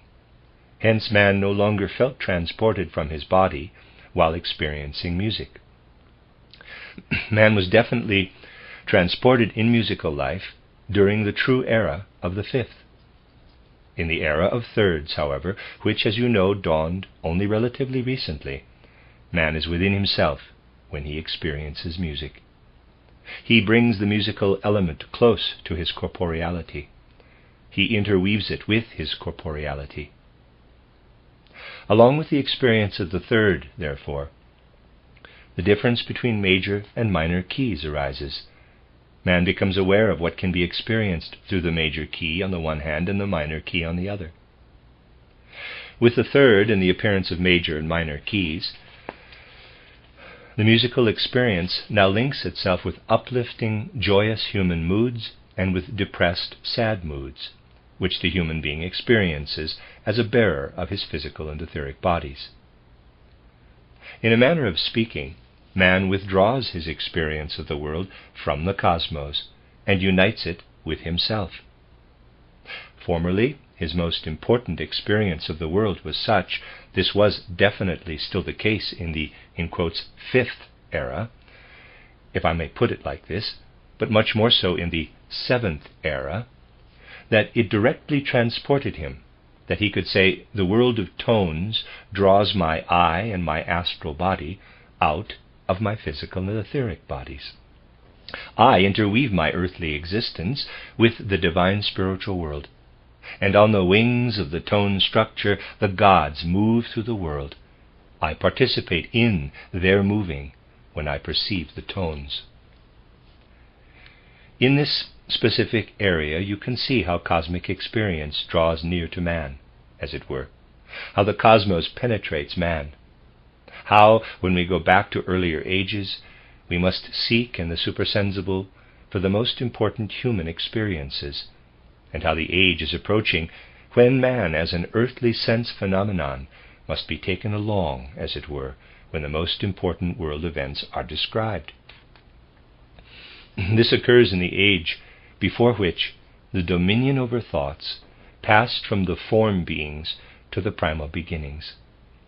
This is also reflected in the fact that the ancient fifth era, which preceded the above cosmic event, passes on to the era of thirds and the experience of major and minor modes. It is of special interest regarding man's musical experience to go back into a still earlier time, an age of human earthly evolution reaching back into the dimmest primeval past, which can be brought into view by supersensible vision. We arrive at an age, you find it described as the Lemurian age in my occult science, in which generally man cannot perceive the musical element that can become conscious in him in an interval within one octave. In that age, man perceives only an interval that surpasses one octave, and it's described this way as from C to D, E, F, G, A, B, C to D. He perceives only the above interval C to D above C1. In the Lemurian age, we discover a musical experience that excludes hearing any interval within one octave. The interval instead reaches to the first tone of the following octave and on to the second tone, the E of the next higher octave. It is difficult to put into words what the human being experienced then, but perhaps one can form an idea of it if I say that Lemurian man experienced the second of the next higher and the third of the second higher octave. He experienced a kind of objective third, and there he also experienced both major and minor thirds. It is not a third in our sense, of course, because one has an actual third only when I take the prime in the same octave and the tone that I referred to as being the second nearest to the prime. Because ancient man was able to experience such intervals, however, we would say today prime in the first octave, second in the next, third in the third octave, he perceived something like an objective major and minor mode, not one experienced within himself, but one that was felt to be an expression of the soul experiences of the gods. One cannot say that Lemurians experienced joy and suffering, exaltation and depression, but one must say that due to the particular musical sensation of the Lemurian age, when in a completely transported state human beings perceived these intervals, they experienced the gods' cosmic sounds of joy and lamentation. We thus can look upon an epoch of the earth actually experienced by human beings, when what man experiences today in major and minor modes was projected, so to speak, into the universe. What today he experiences inwardly was once projected out into the universe. what today wells up in his life of feeling, in his sensation, he perceived, transported from his physical body, as the experience of the gods. Our present inner experience of a major musical mood was perceived by Lemurian man, when he was transported from his physical body, as the cosmic song of jubilation, as the cosmic music of jubilation, produced by the gods as an expression of joy over their world creation. What today we know as an inner minor mood experience, man perceived in the Lemurian age as the overwhelming lamentation of the gods concerning the possibility that humanity could fall victim to what subsequently has been described by the Bible as the fall into sin, the falling away from the benevolent divine spiritual powers. This is something that sounds forth to us from the wonderful knowledge of the ancient mysteries, which at the same time was in itself artistic. It is not an abstract description of how humanity once passed through the Luciferic and Ahrimanic seduction and temptation and experienced such and such a thing. Human beings actually heard how in primeval times the gods made jubilant music in the cosmos, because they rejoiced over their cosmic creativity. They also heard how the gods prophetically envisioned man's fall from the divine spiritual powers, and brought this to expression in their cosmic lamentation. This knowledge, which later took on increasingly intellectual forms, resounds as an artistic conception from the ancient mysteries. From this we can gain the profound conviction that it was only a single source from which flowed knowledge, art, and religion. From this the conviction must grow in us that we must return to that human soul composition, and it will arise again if the soul perceives, through the religious welling up in it, the artistic streaming through it. Such a composition of soul will understand vividly once again what Goethe meant when he said, "Beauty is a manifestation of secret natural laws, without which these phenomena would have remained forever hidden." The secret of human evolution, within earthly existence, within earthly becoming, betrays itself to us by this inner unity of everything that man, perceiving religiously and artistically, must go through with the world, so that along with the world he can experience his entire development. The time has come when man must become conscious again of these matters, because otherwise the soul qualities of human nature will simply deteriorate. Through the increasingly intellectual, one-sided form of knowledge, man of today and the immediate future would have to become arid in his soul.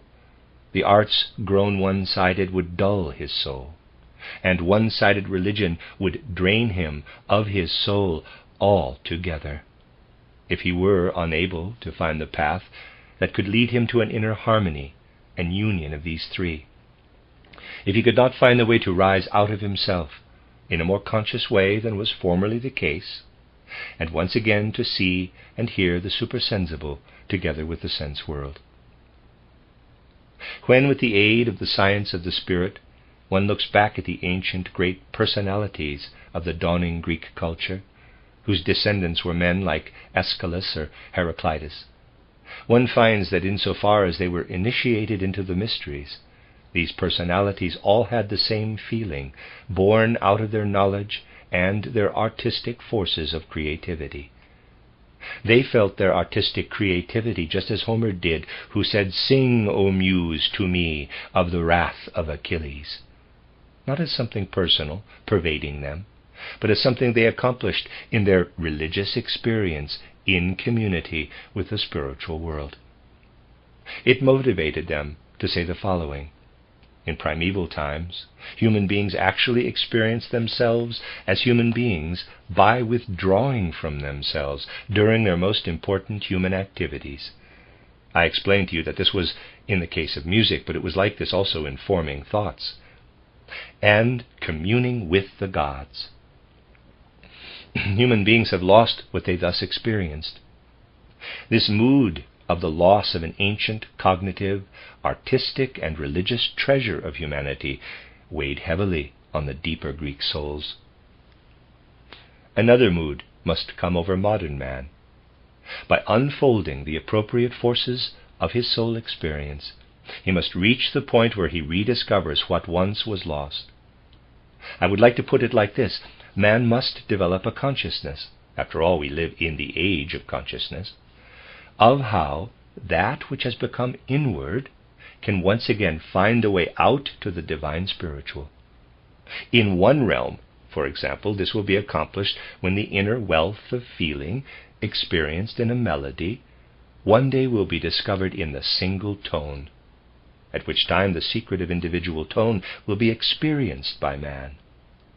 In other words, man not only will experience intervals, but will be able to experience the single tone with the same inner richness and inner variation of experience that he can experience today with melody. As yet, today, man can hardly imagine what this will be like. You see, however, how matters proceed from the seventh to the fifth, from the fifth to the third, and from the third down to the prime, the single tone, and so forth.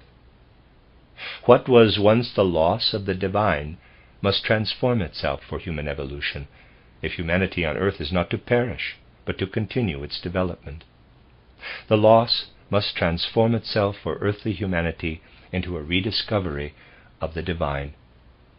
We understand the past correctly only if we are able to confront it with the right image for our evolution in the future. If deeply, deeply shaken, we are able to feel what a profound person could feel in ancient Greek times: I have lost the presence of the gods.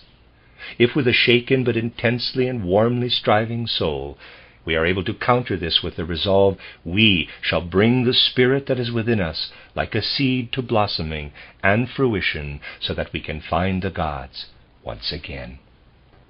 The end of the last lecture of the Inner Nature of Music and the Experience of Tone, the end of Lecture 7.